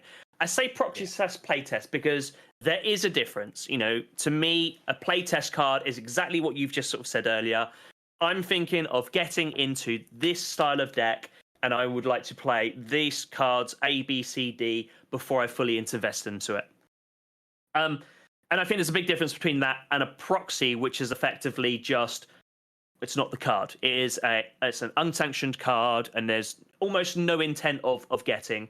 We've all seen sort of full decks that are proxied, and I don't have an issue with anything like that. But in terms of from an organizer's perspective, do you want to see any changes to this proxy friendly? What's the word I'm after? The environment is very proxy friendly at this moment in time. Do you want to see that changed, or are you more than happy with how it is? I'm more than happy with how it is, because especially at a local level, sort of this answer can evolve as the events change, get bigger, for example. At a local level, when you're playing for a little bit of store credit or potentially a slightly expensive prize card, it means the entry can you can play comfortably without much cost. When I'm playing, and this is me answering as a player here, I do like seeing the actual cards. My brain registers it better. The print offs, ideally in color. Black and white print offs are a nightmare in events. And again, I don't endorse counterfeits in any sort of way, but having the art recognizable. I had an event early in our community, June 24, up in Hull, and I think I had to redo the dockside count 5 times because the whole deck was custom art. I just couldn't tell what I was physically looking at. So to a certain extent, recognizable art is better. It allows people to read the board state properly. People will miss things if the art's completely different. And I've had people make this argument with me saying, yeah, but look at Secret Lairs. And I was like, that opens up a whole can of worms. I know they have outrageous arts, and they are the outlier, but they are still somewhat recognizable arts. Even if you can't read it at that moment, at least you know. If you can read it. I appreciate. There are some absolute outliers, but there's only so much we can do. At a local level, play test away absolutely. No counterfeits. If you're going to print off, make sure they're cut neatly. Seeing paper poking outside the top of cards, I might think you're cheating. Yeah. Beyond that, when it started getting, now I'm quite generous at nationals, allowing it to be full playtest. I could, for example, request a certain amount to be actual cards, but I don't want to. I don't intend for it to ever be that. I think the Euros being, again, we had this discussion quite early on. Portugal taking the lead, we all sort of respected that decision, and also did agree with it. What was originally the reserve list plus 10, I think that covers most of the value on a deck. The reason for that playtest decision was obviously to maintain sponsorship. Certain companies won't necessarily want to be attached to events that are people just printing off, for example. Yep. Makes sense. Obviously, the main way that people do source the playtest cards is obviously makeplayingcards.com, mpc.com, and it's a way to obviously gain a similar thickness that obviously allows to look a little bit cleaner through the sleeve, just so you can see what it is they're attempting to play. But up at the bigger events, we sort of did come to the agreement that most of the time, and again there are outliers, but the investment in the deck often indicates more time played into the deck, a bit more commitment to the deck, and thus the play level will be higher. Yep. So I think the reserve list plus 10, especially now with Dockside, Jeweled Lotus, and Mana Crypt being gone, reserve list plus 10 does cover the majority of a deck in terms of value. A deck could still be in the hundreds, especially if you want foils and extended arts and stuff. But in normal arts, reserve list plus 10 does cover most of the issue. Yep. Lisbon was plus 25 because of the bannings. But I think when you go up to the bigger events, I think it's respectful to not be full playtest. It does create a bit more of an environment that does sort of think, yeah, if these people have spent the money, we can probably assume that they've played quite a bit with the decks and the cards, and they're more proficient, and we get a higher play level at the big tournaments. Yeah, I think, to be fair, I think you've articulated that very, very well, and I totally agree with you. I think at local level, yeah, to a certain degree, as long as, I think you made the point about like bits of paper sticking out of the top of cards. You have no intention what that card is. To that player, that could be, that's my game-winning piece. It could be anything. Like, you just have no idea. I don't naturally go into games, casual or competitive, thinking that people are card counting or cheating. But it is very difficult when you see that type of stuff to just kind of go, I'm sure it's fine, particularly when you're talking about competitive events like you would do in cEDH. So I think that makes perfect sense. But also, yeah. I think you're right. I think there has to be a degree of respect, particularly at places like Portugal, that if you've got people that are, on the final tables, or even, top 12 or top 16, or whatever it is, if you're talking about someone that's potentially winning some serious prizes with a fully play-tested deck, there has to be some questions asked there, doesn't there? Like, to me, that's a bit of a, you can imagine it being a bit disrespectful. Do you know what I mean? I know value in cards is always a very personal thing. I'm very lucky that I have got a wealth of cards that I've been very lucky enough to trade into, and that sort of stuff. And I'm very lucky with that. So I do understand that. So from my perspective, some people can't, they can't afford some of the cards that are in these, the jewels and that sort of stuff. So I'd never want to take it away from people, but you do kind of sit there and you think, if you're playing for, you're talking about the States, they do sort of 2s, 4s, 8s and 10 grand prize pools. That's some serious money on the line. Yeah. To then have someone win it with a fully play-tested deck, that seems a little off in my book. Yeah. So ultimately cEDH is we want to play against your skill, not your wallet. Of course.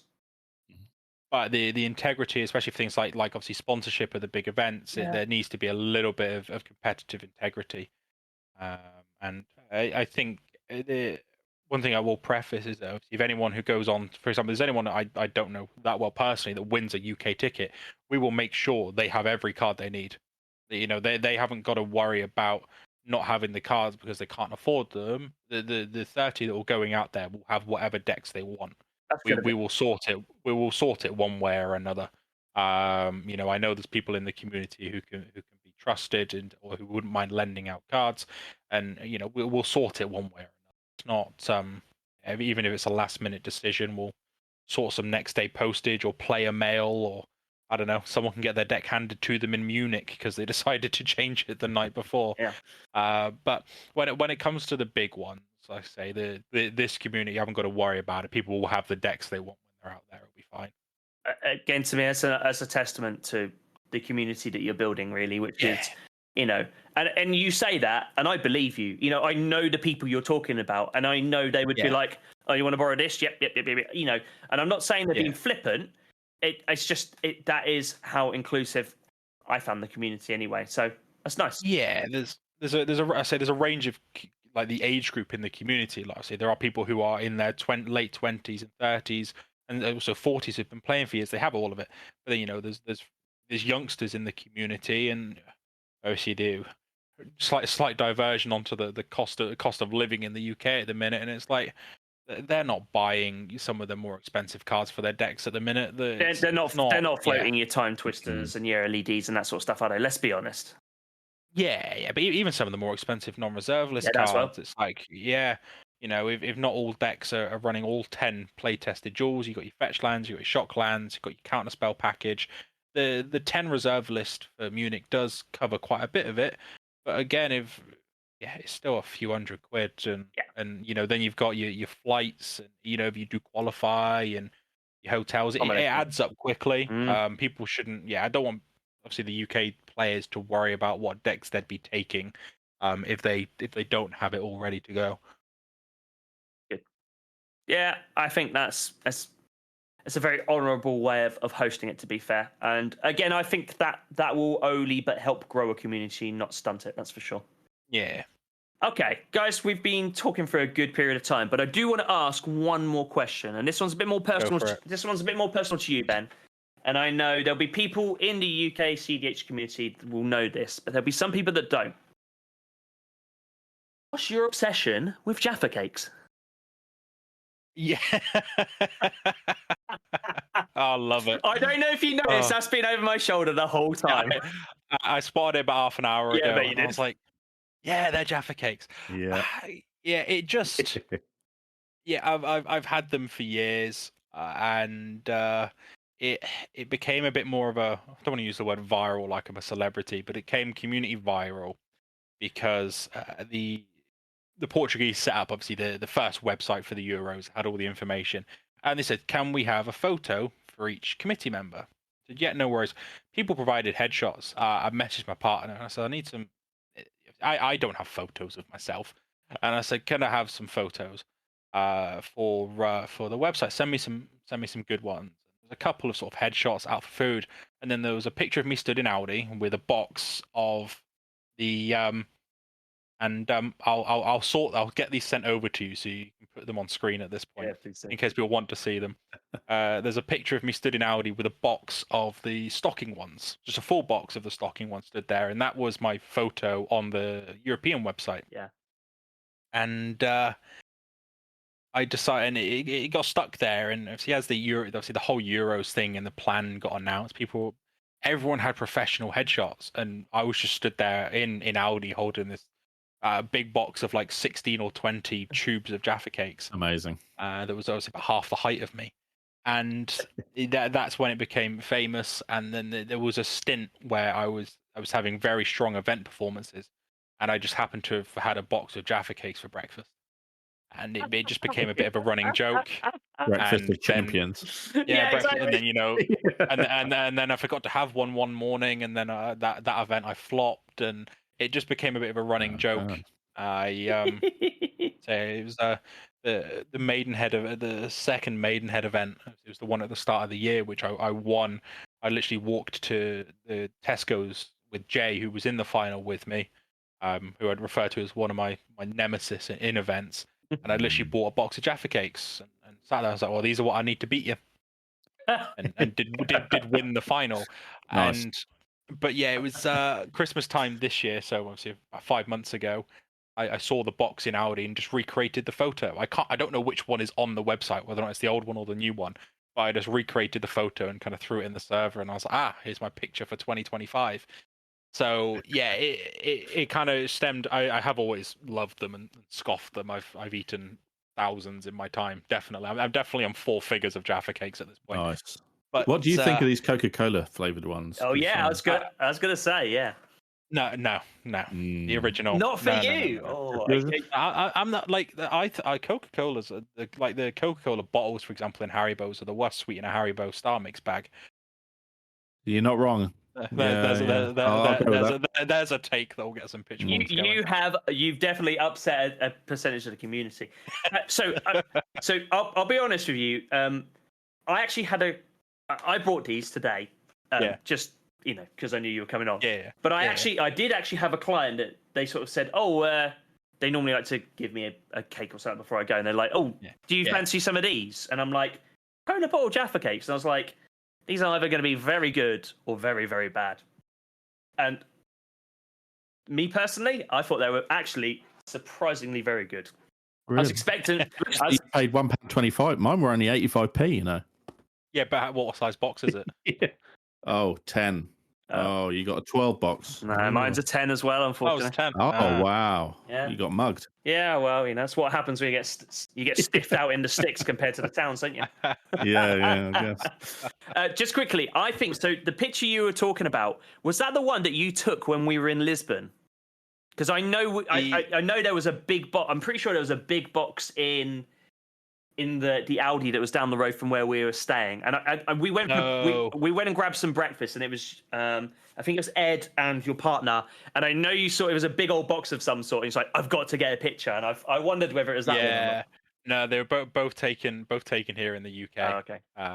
Because they're both McVitie's actual Jaffa cakes, which I'm going to email them to see if they will send us a care package for Benfest this year and send them the photos and write them the story, or you get some sponsorship. It'd be brilliant. To be fair, also when I was at Benfest, I did notice there was boxes and boxes of these at the back, and it was one of those things. As soon as I saw them, I was like, that's a really interesting thing to have at a Magic the Gathering competition.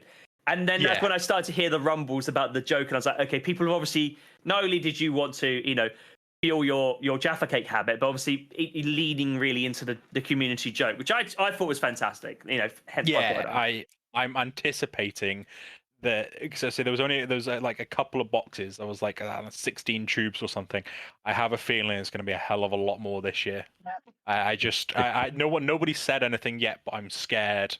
For how many boxes are going to turn up. Imagine if everyone that attends brings at least a box to give to you.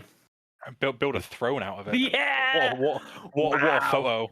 sit and give my pre-event speech from this throne. I tell you what, McVitie's would be they'd be invested then. I'm telling you now. Yeah, that would get them for year 3. Absolutely. Yeah, 100%. Cast iron. That's brilliant. Look, Ben, thank you so much for jumping on. It's been an absolute pleasure talking to you. It's been really good for our listeners, and I think it would be good for people to hear more about cEDH, particularly the UK scene and how it builds all up. I think it's a really interesting one. Thank you for your time, man. Really massively appreciate it. And I look forward to hopefully catching up with you in Benfest. And I'm planning to come over to Munich as well. So hopefully I can jump on with you guys again and join you for the wild ride as European Championships. Yeah, absolutely. I say if that's your plan, I'll make sure I get you in the Munich group chat. The tag, the obviously for those that are qualified, it's already started, so I'll pull you in after this. Oh, good man. Thank you very much for having me. It's been great to obviously come on and fully kind of ramble on about obviously what has been. It was quite a crazy 2 years up to this point. It kind of has become a second job at this point. I don't plan on stopping anytime soon. There's lots planned. The community is growing. There's still a lot of things that we haven't particularly delved into either, and it's gonna continue to grow. And my hot take that I've already said is that Timna Thrasios will not win a UK qualifier this year. I've been saying it. Yeah, I've been saying it. Now, I will underline that if everyone just hops on it, it will happen. But based on the way the meta currently is, and what everyone is currently playing, I don't think it takes a qualifier this year. And do you know what? And I really hope that this clip is then played back to you at one point later on in the year. That's fine. That's fine. That's fine. I'll live that down, and I can also add on Tyam sucks. But there you go. Hey. There's the slightly bigger dig. I don't like the deck. I avoid practice against it. It's fine. That's absolutely hilarious. Absolutely hilarious. Like I said, that's going to come back to haunt you one of these days. I'm sure it is. Absolutely, that's fine. That is fine. Beautiful. I'll the gauntlet has been put down. I want it to happen now. I want it to happen. I want someone to listen to this podcast and go, right, that's it. I'd love that. That'd be fantastic. It really would do. Yeah, it's going to be a 4 TNTs in the final of Benfest, and it's technically a qualifier. Yep. And I'll have left the venue at that point. Nah, do you know what even happen? You'll even cave into your own words and you'll be playing it yourself. Yeah, I don't know if I'm going to play this year. I'll have to have a chat to my judges. Though, so I didn't get to play last year. Yeah. But we will see. I want my name on that shield. It'll be good. Yeah, no, I just got to make sure I get to all of the qualifiers in Swiss, the TNT players. Just make sure stop them all myself. Get out of there. Yeah. It's like the Moe's Tavern meme when he throws out Barney and then he pokes his head around the corner again, isn't it? Yeah. It's like it's like the 300 clips. Me at the tunnel at the gap in the mountain. Just a bunch of TNTs charging towards me. See how long I last. That final battle will be Benfest. Yeah, amazing. There's the thumbnail. Yep. Yeah, you know, it's me versus 3 TNTs in the final of Benfest. What a fight that would be. I love it. Absolutely love it. Look, guys, for people that are listening, thank you very much for listening, and for the people that are watching on YouTube, thank you for watching. Look, what are your thoughts on cEDH? We'd love to hear, what you think about it. Personally, I think everyone in this chat, we love it. Ben obviously loves it, of course he does. But, I'm always a massive fan of it. I absolutely love it. But yeah, what do you guys think about it? Also, we've loved having all sorts of different guests on recently. Ben being a fantastic one to him. What do you guys want to hear next? Make sure you get in contact and let us know. And until the next one. We shall say our goodbyes. Ben, thanks again, and I can't wait very much. Can't wait to catch up soon. Dom, I'm sure we'll be recording again in 2 days' time. But hey ho. Yeah.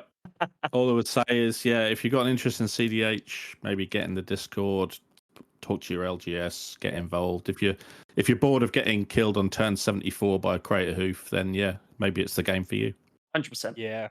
Absolutely. I could definitely recommend people to do it. And also, if you don't have a community in your area, I know it's difficult, but maybe try and start one, because it takes one person to start a community. Yeah. I'd also just add on to that, hop into the server. You might find there's other people locally that, player or store, if you want to get involved, please just get in touch and we can get the ball rolling. Might be a slow process to start, but the community is growing very quickly. I'm sure we can get something worked out. 100%. Right, guys, pleasure as always, and everyone listening and watching, we'll catch you in the next one. See you later.